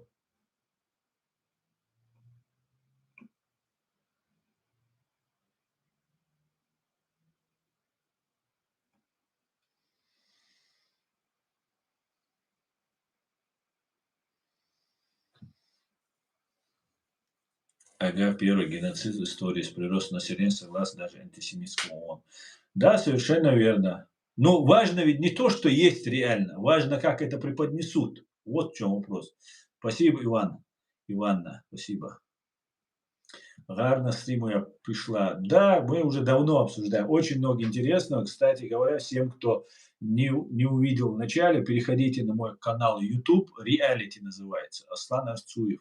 Наберете реалити. Сегодняшний наш стрим называется «Зеленский как Масхадов.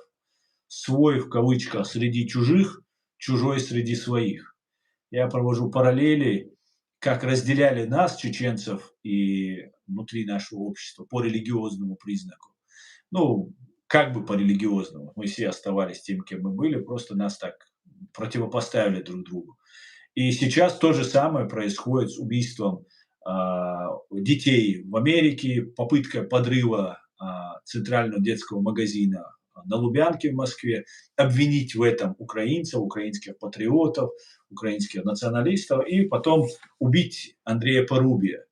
И сказать, и как раз такие плохие украинские националисты-патриоты, в кавычках плохие, которые там детей едят, да, ФСБшники только у нас детей едят, понимаете? КГБ СССР ест детей. Вот людоеды, вот геноцидщики настоящие.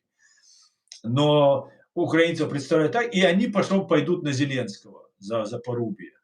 И в этот момент все, и Запад, все скажут, да, их нужно уничтожить, истребить, убрать их и так далее. А это основная сила, на чем держится сегодняшняя Украина. Вот эти патриоты, это и есть стержень Украины. Нету этого стержня, нет Украины. Понимаете? Вот Порубий был одним из стержней, выбили один из стержней. И я не хочу вот эту шпиономанию развивать, опять же, но я могу сказать, что и там агентура есть. Это тоже нужно учитывать, что эти 100% правые святые, да, там есть святые, как Андрей Порубий, и его смерть для меня лично доказательство тому, что человек был святой, святой в своей борьбе против фашистской России. И он являлся врагом для них, главным врагом, и очень ценным для Украины, раз они по нему нанесли удар. Их нужно всех защищать. Вы, украинцы, лучше разберетесь, кто у вас там. Я, например, про Порубия после смерти только вот все детали узнал, что он один из главных. Видите, человек, который вложил все, причем потомственный это, борец за свободу, за украинство, потомственный, его и дяди, и дедушки, и все у него там сражались.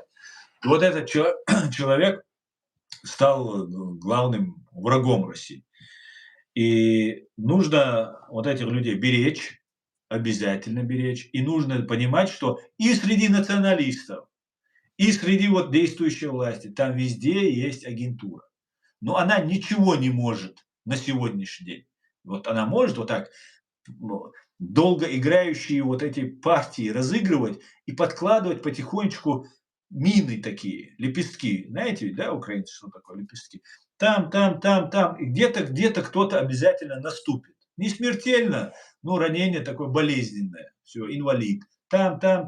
И в итоге получится, что все украинские патриоты, националисты, это такие чеченские ваххабиты, исламисты, террористы. Понимаете? Не было у нас никаких террористов, исламистов, каратистов. Не было. Были чеченцы, мусульмане, как есть украинцы, православные христиане. Просто про христиан говорить в религиозном смысле как-то не камильфо получится, потому что на Западе все христиане. А надо Западу, чтобы от украинцев отвернуть. И таким образом идет еще атака и на Зеленского, чтобы понимали. Зеленского пытаются представить каким-то там и террористом, там, нелегитимным там, и так далее. Это все нужно убрать.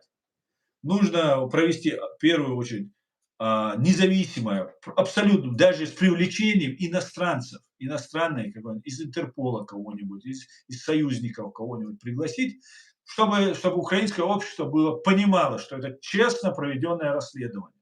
Не предвзятое, не купленное, не запуганное и так далее. Провести открытое расследование по убийству Порубия, всех виновных наказать, всех до единого, кто там причастен. И одновременно с этим украинцам, патриотам убрать вот эту вот вражду между и Зеленским, властью и патриотами, и убрать антисемитизм, вот эти нарративы, запретить его. Признать свою в прошлом, которые были ошибки, признать и запретить. Все, мы убираем это. Все, сейчас мы стоим на пороге тяжелейших испытаний, просто очень-очень опасном просто обрыве мы стоим. И мы должны сейчас, осознав никогда более, запретить, никакого антисемитизма не должно быть. Наш президент еврей, ничего это, наоборот, делает честь Украине, что она выбирает человека вне зависимости от национальности. Их представляли украинцев нацисты, фашисты, ничего подобного. Ну, опять же, а костяк вот эти патриоты, так называемые националисты, это соль. Это главное, на чем держится украинская сегодня. И страна, и оборона, и все. Уберите это, и все. Нету никакой страны. Нету, все. Фигня получится. Как-то так, друзья, как-то так. Поэтому нужно очень аккуратно быть. Спасибо, Ивана.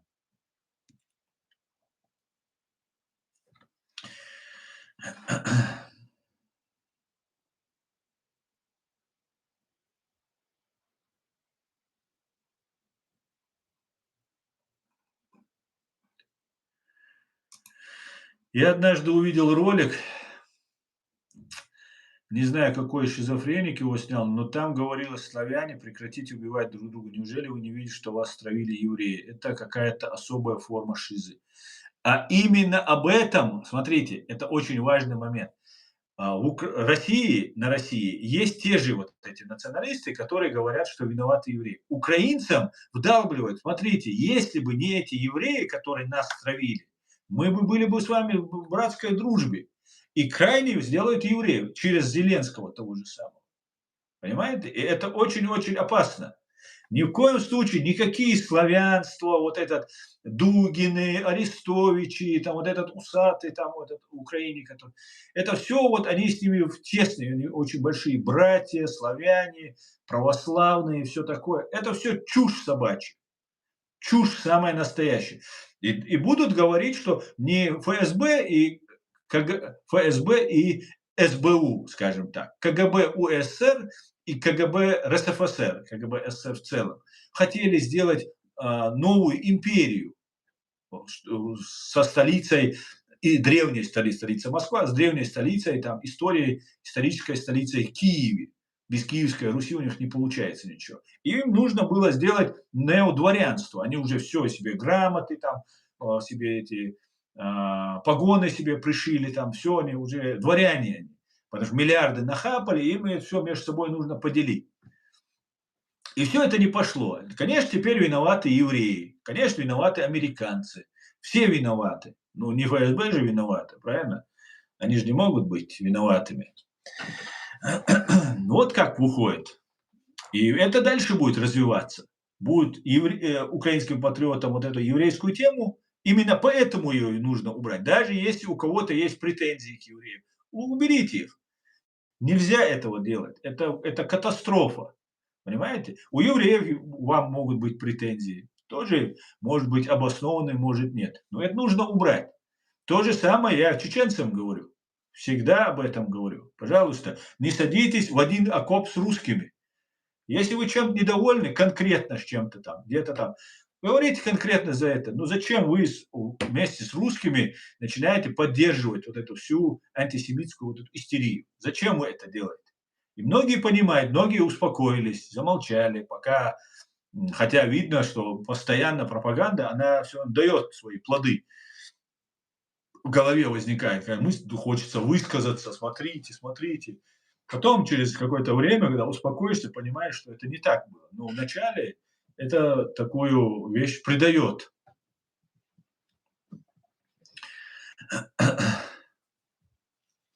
Придает такую важность, значимость. Вот такие вот вещи бывают, друзья. Это очень важно, чтобы сейчас не скатиться к этому. Антисемитизм и там это, третье, десятое. Это опасно, очень-очень опасно.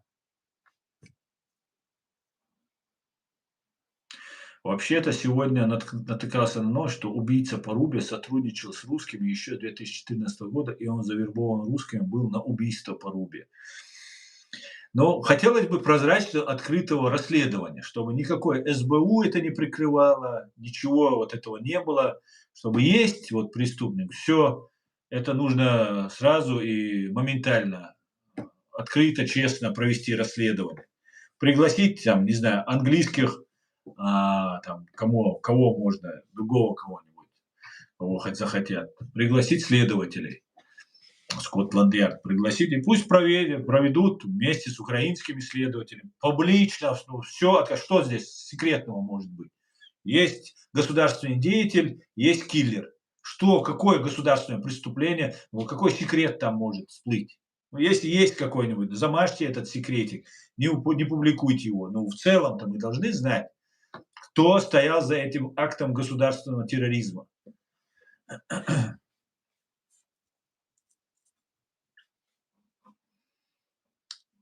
Кстати говоря, то, что вот это расследование, вот этот взрыв в 24 августа, День независимости Украины, в Центральном детском магазине на Лубянке, и расстрел детей в Америке, в Миннеаполисе, а также расследование по бостонскому теракту, о котором я говорил, за которым является соорганизатором этого Дмитрий Кечкин, нынешний главарь банды УФСБ во временно оккупированной Чеченской республики Ичкерия, меня объявили экстремистом и террористом. Они меня иноагентом объявили, потом мою организацию экстремистской объявили, правозащитную организацию, абсолютно мирную, только мы занимаем, то призываем только к мирным действиям, и все равно нас, и меня сейчас объявили террористом. Я это связываю с тем, что вот бостонский теракт я расследовал, и то, что вот теракт на Лубянской площади, в центральном детском магазине, то, что Алексей Титов, доблестный ФСБшник, взорвался. И вот теперь террорист-экстремист собственной персоны перед вами. Только лишь за то, что говорю правду. Только лишь за то, что говорю правду. В Украине еще много католиков есть. Да, есть, да, знаю.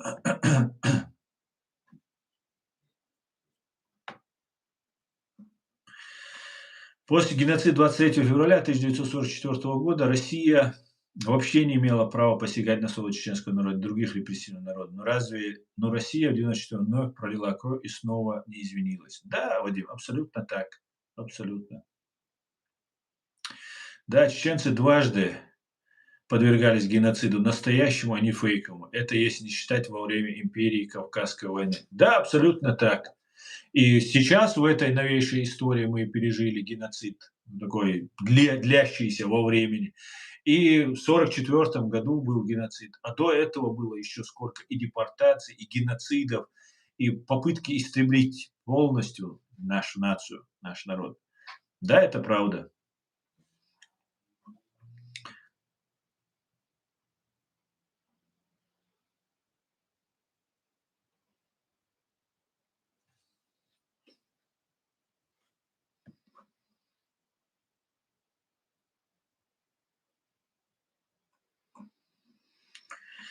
Так,